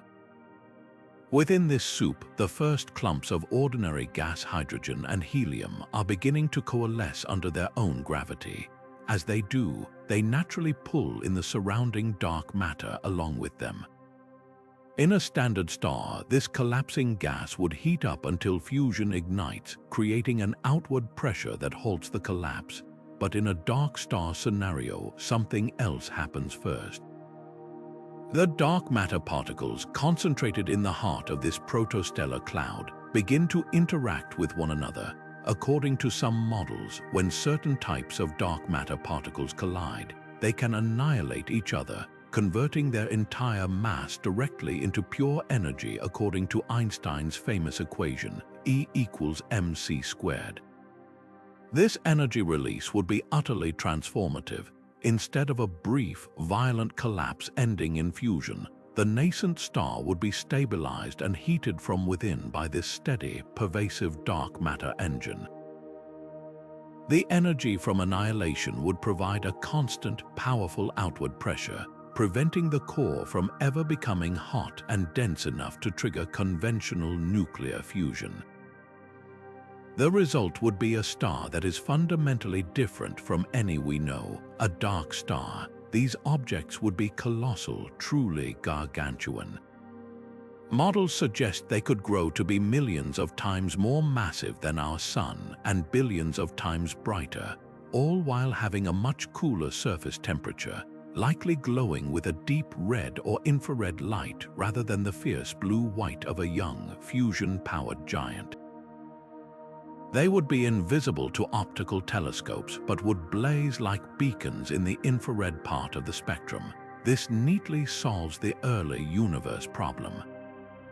A few hundred of these invisible, supermassive dark stars could provide the immense gravitational seeds and the abundant light needed to explain the rapid formation of the first galaxies and the swift growth of the supermassive black holes we find at their centers.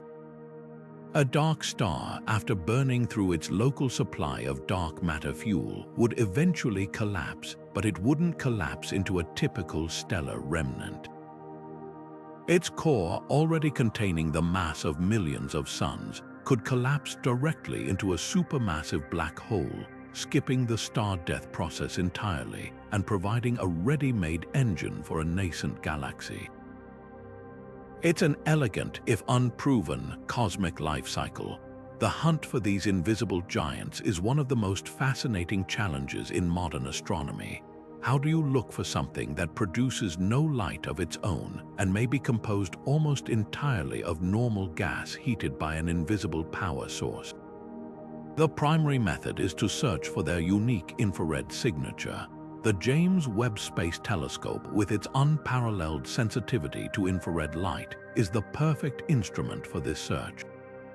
Astronomers are scouring its deep field images of the early universe, looking for objects that are extraordinarily bright in infrared but completely dark in optical wavelengths, and that have the specific light spectrum predicted for these cool, massive objects. Every anomalous, inexplicably bright red dot in the deep fields is a potential candidate, a whisper that we may be on the verge of discovering an entirely new chapter in stellar evolution. The existence of dark stars would be a monumental discovery, a profound unification of the two dominant yet separate components of our universe, normal matter and dark matter. It would prove that these two realities are not just coexisting, but can actively interact in ways that create entirely new classes of celestial objects. It would mean that the cosmos has not one, but two ways to build a star and power a galaxy, one we see, and one that has been hiding in the dark, waiting for us to develop the tools and the imagination to find it. But if the universe can forge stars from dark matter and craft galaxies into perfect rings, it can also send out waves of pure energy on a scale that redefines the very idea of a cataclysm. We now turn from the architecture of the cosmos to its pulse, to a rhythmic, potentially lethal heartbeat emanating from the very center of our own galactic home. Deep within the crowded core of the Milky Way, past the bustling stars and swirling dust clouds that orbit our supermassive black hole Sagittarius, a star, a far more mysterious and potent engine may be ticking away. This is the theorized source of what are known as galactic superwaves, hypothetical tsunamis of cosmic rays and high-energy radiation that periodically erupt from the galactic center, flooding the entire galaxy with a destructive energy that could sterilize entire worlds and rewrite the history of life itself. The concept of these superwaves was first seriously proposed by physicist Paul Laviolette, who pieced together a puzzle from an unlikely combination of sources, ice core samples from Greenland and Antarctica. These ancient layers of ice act as a frozen archive of Earth's atmospheric history, and trapped within them are traces of cosmic dust and the isotopes of certain elements, like beryllium-10 and nitric acid, which spike dramatically during periods of intense cosmic ray bombardment. Laviolette noticed that these spikes did not seem random. They appeared to correlate with known periods of mass extinction and profound climatic shift on Earth. This led him to a radical idea. What if the primary source of these catastrophic cosmic ray barrages wasn't from random supernova in our galactic neighborhood, but from a cyclical, apocalyptic outburst from our own galaxy's core? The engine behind such an unimaginable event is thought to be connected to the activity of Sagittarius, a star. While it is quiet today, the dense environment at the galactic center is a volatile place. Periodically, vast amounts of material, a giant molecular cloud, a star cluster, or even the accumulated energy of magnetic field lines could trigger a sudden and explosive release of energy from the black hole. This wouldn't be a gentle burp, it would be a relativistic jet of protons, electrons, and atomic nuclei accelerated to nearly the speed of light, not in a narrow beam, but in a vast, expanding shell that propagates outward through the galactic disk. This shell of radiation would act like a piston, compressing the interstellar medium in front of it and creating a shock wave that could travel for tens of thousands of light years, all while continuing to accelerate particles to terrifying energies. The resulting superwave would be a wall of death, a propagating front of the most intense radiation imaginable. The effects of such a wave washing over our solar system are difficult to overstate. The first and most immediate impact would be a drastic increase in cosmic radiation reaching Earth's surface. Our planet's magnetic field and atmosphere provide a remarkable shield against the normal background level of cosmic rays, but a superwave would overwhelm these defenses entirely. The increased radiation would punch through, directly irradiating life on the surface and dramatically increasing mutation rates in DNA. It would also shatter molecules in the upper atmosphere, depleting the protective ozone layer and allowing harmful ultraviolet radiation from our own sun to pour through unimpeded, causing widespread sunburns and cellular damage to plants and animals. The sky itself would transform. The intense particle flux would create perpetual, brilliant auroras visible across the entire globe, a beautiful but deadly sign of an atmosphere under assault. The secondary effects would be just as catastrophic, if not more so. The high-energy particles would ionize the atmosphere, acting as seeds for cloud formation. This could trigger a sudden and severe global cooling event, a cosmic winter, that would devastate ecosystems already reeling from the radiation. Furthermore, the wave of energy would slam into the vast reservoir of cometary ice in the outer solar system, the Oort cloud. The gravitational equilibrium of countless icy bodies would be disturbed, sending a shower of comets plunging inward. Earth would then face a double catastrophe, first the radiation and the winter, followed by an increased chance of a devastating impact from one of these displaced comets, adding geological trauma to the biological nightmare. It is a scenario that fits the forensic evidence of some of our planet's worst mass extinctions, events that seem to have multiple killing mechanisms operating simultaneously. The most pressing and unsettling question this theory raises is one of timing.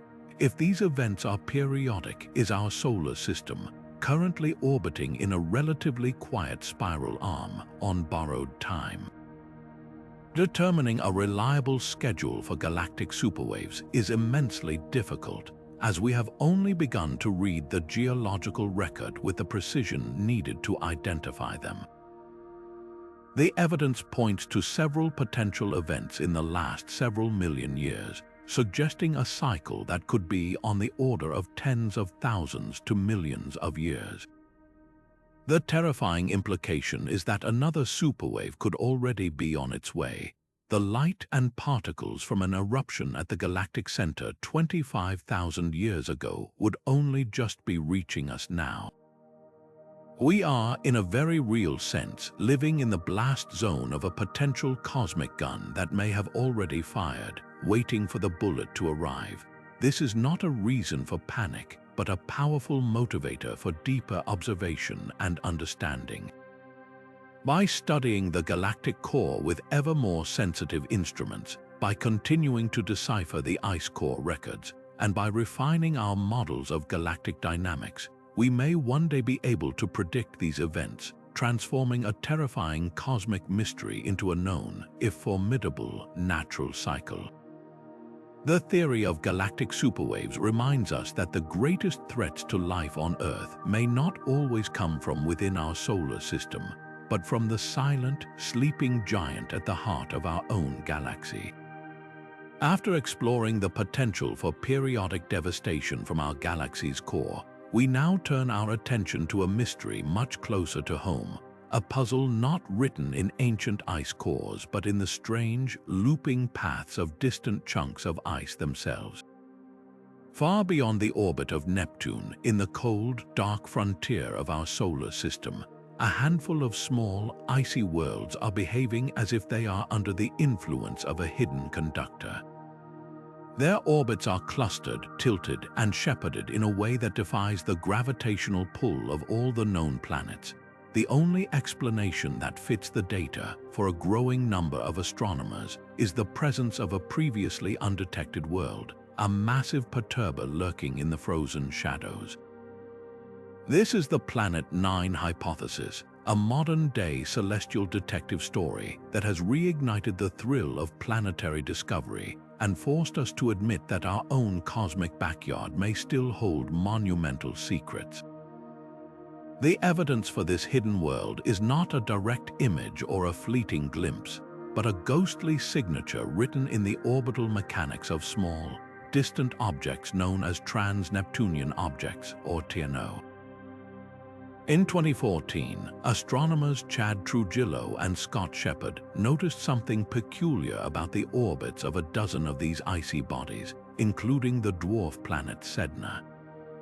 Their paths around the Sun shared bizarre, unlikely similarities. Specifically, their orbits were clustered together in physical space, and their points of closest approach to the Sun, their perihelia, were all grouped in the same general region of the solar system. Even more strangely, their orbits were all tilted in a similar direction relative to the plane of the planets.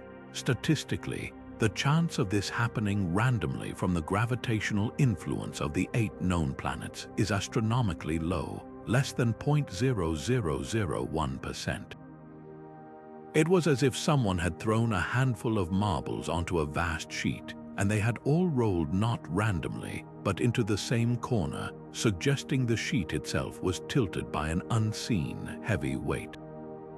This is where the baton was passed to theorists Konstantin Batygin and Mike Brown at Caltech. In 2016, they took this clustering data and ran exhaustive computer simulations of the distant solar system. Their goal was to see if they could find a gravitational key that would unlock this orbital mystery. The results were startlingly clear. The only way to reproduce the peculiar orbital alignments was to introduce the gravitational pull of a new planet. Not a small, Pluto-sized world, but a true giant. Their models pointed to a planet with a mass roughly 5 to 10 times that of Earth, placing it in the category of a super-Earth or a mini-Neptune, a type of planet common throughout the galaxy, but mysteriously absent from our own solar system. This world, which they nicknamed Planet 9, would have an enormously elongated orbit, taking it from a closest approach of perhaps 200 astronomical units from the Sun to an incredible aphelion of over 1,200 AU. A single year on this world would last a staggering 10 to 20,000 Earth years. Its immense distance and slow, ponderous movement across the sky are the primary reasons it has evaded detection for so long. The hunt for this phantom planet has become one of the most compelling quests in modern astronomy, a blend of high-tech observation and old-fashioned sky surveying. Teams are using the world's most powerful telescopes, like the Subaru telescope in Hawaii and the Dark Energy Survey's instruments in Chile, to meticulously scan the vast proposed orbital path. They are not looking for a bright, obvious pinprick of light. They are searching for an incredibly faint object, moving at a glacial pace against the background of fixed stars. The process involves taking images of the same patch of sky weeks or months apart and looking for anything that has moved just a tiny amount. It is a painstaking, needle-in-a-haystack endeavor, complicated by the fact that the haystack is literally the entire sky along a giant, elliptical path. Despite these efforts and a few tantalizing hints and candidate objects that were later ruled out, Planet 9 remains stubbornly elusive, its existence inferred but not yet confirmed. This lack of a direct detection has, of course, fueled healthy skepticism and alternative theories.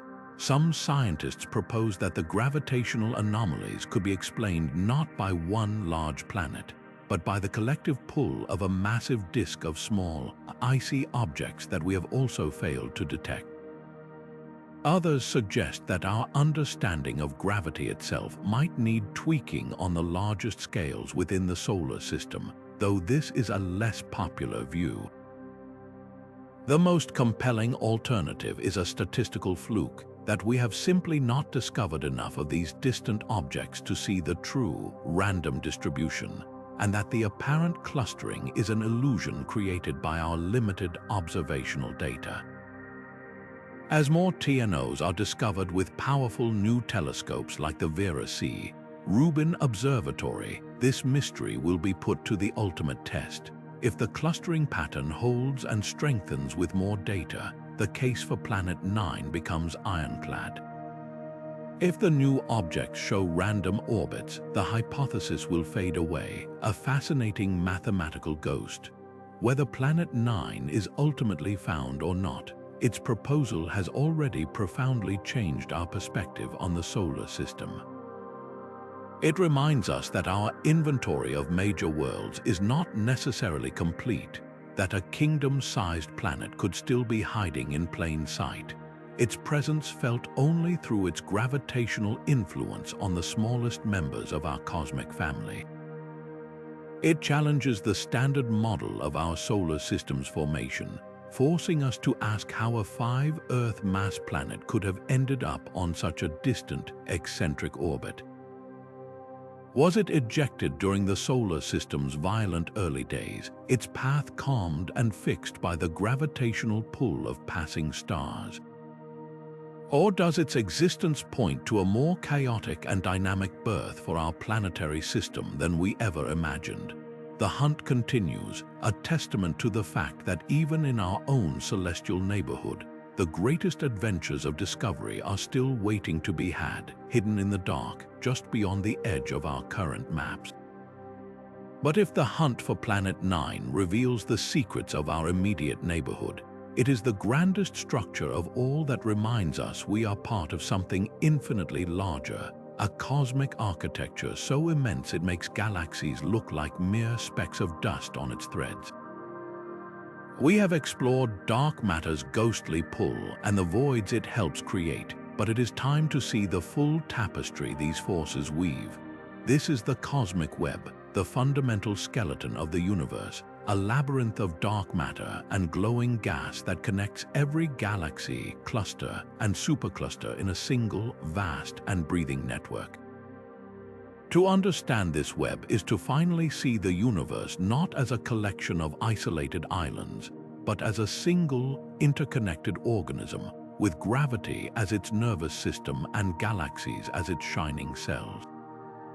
For centuries, our view of the cosmos was defined by what our telescopes could resolve, points of light. We catalogued stars, then galaxies, then clusters of galaxies. But these were just the illuminated signposts. The spaces between them were considered just that, empty space. The revolutionary idea of the cosmic web flipped this perspective entirely. It proposed that the true structure of the universe is not the bright nodes themselves, but the invisible filaments that connect them. This theory emerged from the marriage of supercomputer simulations and deep sky surveys. When cosmologists programmed the known laws of physics and the initial conditions of the Big Bang into their most powerful machines, they didn't get a random scatter of points. Every single simulation, regardless of the team or the code, produced the same breathtaking result: an intricate, three-dimensional web. Dark matter, responding only to gravity, first collapsed into thin sheets, then these sheets fragmented into long, dense filaments. At the intersections of these filaments, where the gravitational pull was strongest, ordinary matter, the gas that would become stars and galaxies, pooled and condensed. The simulations showed that galaxies are not born randomly. They are strung along these invisible threads like pearls on a string, with the largest clusters and superclusters forming at the crowded knots where multiple filaments meet. The challenge, of course, was proving this beautiful simulation was real. How do you map something that is, by its very nature, invisible? The answer lies in a technique as old as astronomy itself, using light as a probe. While we cannot see the dark matter filaments directly, we can see the galaxies that trace them out. By meticulously measuring the three-dimensional positions of millions of galaxies through redshift surveys, astronomers can create a pointillism map of the universe. When they do, the pattern that emerges is unmistakable, not a uniform scatter, but a clear network of galaxy-rich filaments stretching between dense nodes, separated by enormous, empty voids. This was the first indirect proof, but to truly see the web, we needed to look at its other component, the gas. Between the galaxies within these filaments lies a diffuse, superheated plasma known as the warm-hot intergalactic medium, or WIM. This is the lost baryonic matter cosmologists had searched for decades. To find it, they turned to the most distant light sources they could find, quasars. As the brilliant light from a quasar billions of light years away travels through the universe to reach us, it passes through these faint filaments of gas. Specific elements within the WIM, like oxygen and neon, absorb very specific wavelengths of this light. By analyzing the quasar's spectrum with incredibly sensitive spectrographs, astronomers can detect these tiny, telltale dips in the light, the fingerprint of the invisible filament that the light passed through on its long journey to Earth. It is an incredibly difficult measurement, like identifying the chemical composition of a single pane of glass in a skyscraper by studying the sunlight that passes through it from miles away. But it works. We are now, for the first time, not just inferring the cosmic web, but directly detecting its gaseous veins. The implications of this structure for the story of cosmic evolution are profound. The cosmic web isn't just a passive scaffold. It is the universe's primary transportation network. This vast system acts as a galactic highway, funneling fresh gas from the empty voids into the hungry nodes where galaxies reside.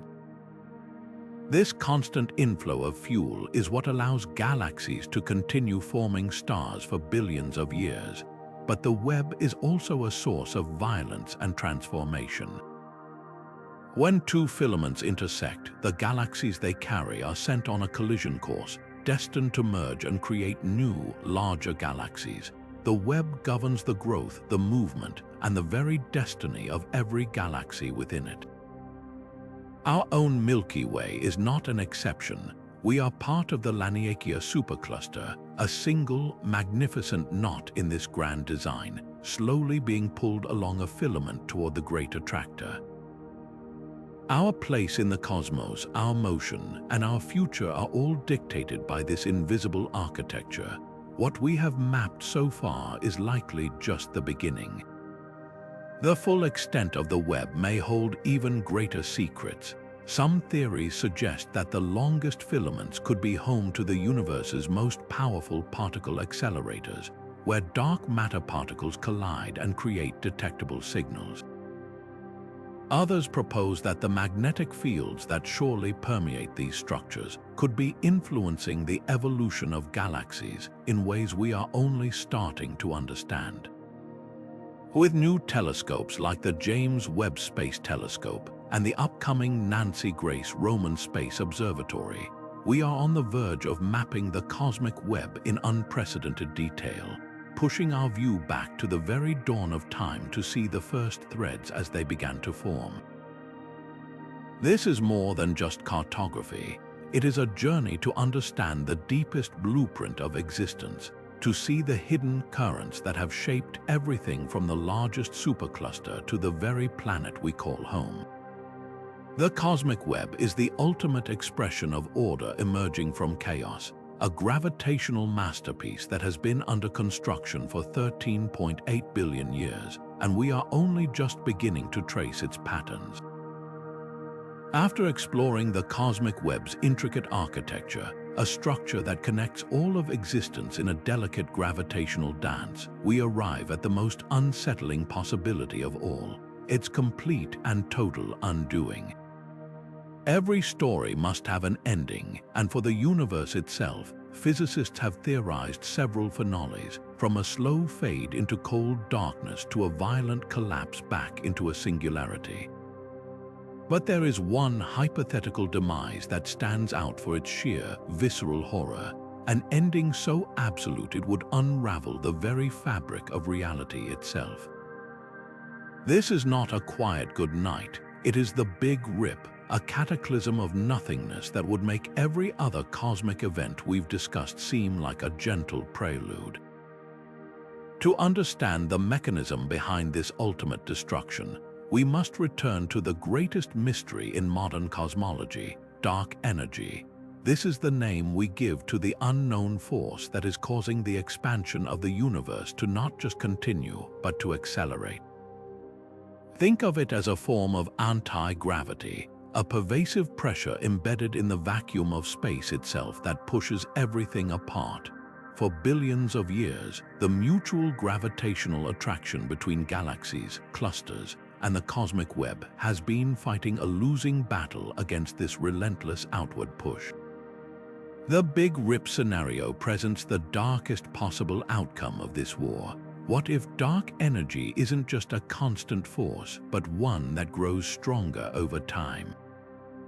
This specific, terrifying flavor of dark energy is known as phantom energy. If it exists, its influence wouldn't just continue to separate galaxies. It would intensify, its repulsive power becoming infinite.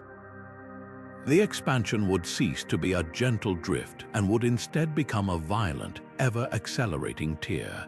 The end would not come all at once, but in a terrifyingly logical sequence of destruction, a countdown to oblivion that would systematically dismantle the universe from the largest scales down to the smallest. The first casualties would be the largest structures. The gravitational glue holding superclusters together would be overwhelmed, and they would fly apart into their constituent galaxy clusters. Next, the clusters themselves would be shredded, their individual galaxies flung into the expanding void, each one becoming an isolated island in a rapidly darkening emptiness. But the horror is only beginning. As the phantom energy's power continues to amplify, it would soon target the galaxies themselves. The Milky Way, Andromeda, and every other island universe would be torn asunder, their stars scattered like dust in a hurricane. Then it would come for the solar systems. The sun's gravity would be overpowered, and the planets would be ripped from their orbits, hurled into the endless and growing dark. The final acts of this cosmic tragedy are almost too brutal to contemplate. As the phantom energy's strength becomes truly godlike, it would turn its attention to the stars and planets. A star itself would be pulled apart, its immense nuclear furnace extinguished as its plasma is scattered across the void. A planet like Earth would be vaporized, its mountains, oceans, and any remaining memory of life erased in an instant. But the Big Rip would not stop at the astronomical scale. It would continue its descent into the microscopic. The forces that hold atoms together, the electromagnetic force, and even the strong nuclear force would be overcome. In the last moments, every single atom in the universe would be explosively dissociated. Electrons would be torn from their nuclei, and the nuclei themselves would be shredded into their constituent quarks and gluons. The universe would be reduced to a thin, cooling soup of fundamental particles, each one isolated from all others by a void that is expanding faster than the speed of light, ensuring that no force, no interaction, and no future structure could ever form again. Reality, as we understand it, would cease to be. The most profound and chilling implication of the Big Rip is its effect on time and causality itself.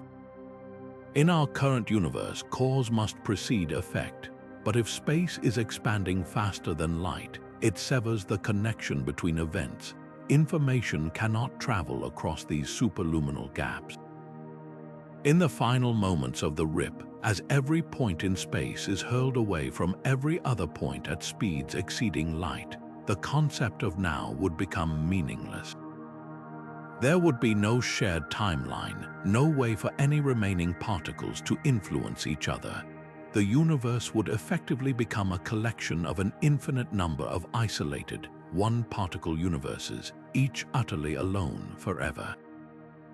Time as a flow of connected events would simply stop. It wouldn't slow down or end with a bang. It would unravel into a static, eternal nothingness where change is impossible and the past is irrecoverably lost. Is this our inevitable fate? Current observations from missions like the Planck satellite suggest that the simplest form of dark energy, a cosmological constant, is the most likely driver of expansion. This would lead to a much less dramatic, though still bleak, heat death or big freeze. However, the data is not yet precise enough to completely rule out phantom energy. The Big Rip remains a valid, if terrifying, possibility within our cosmological models.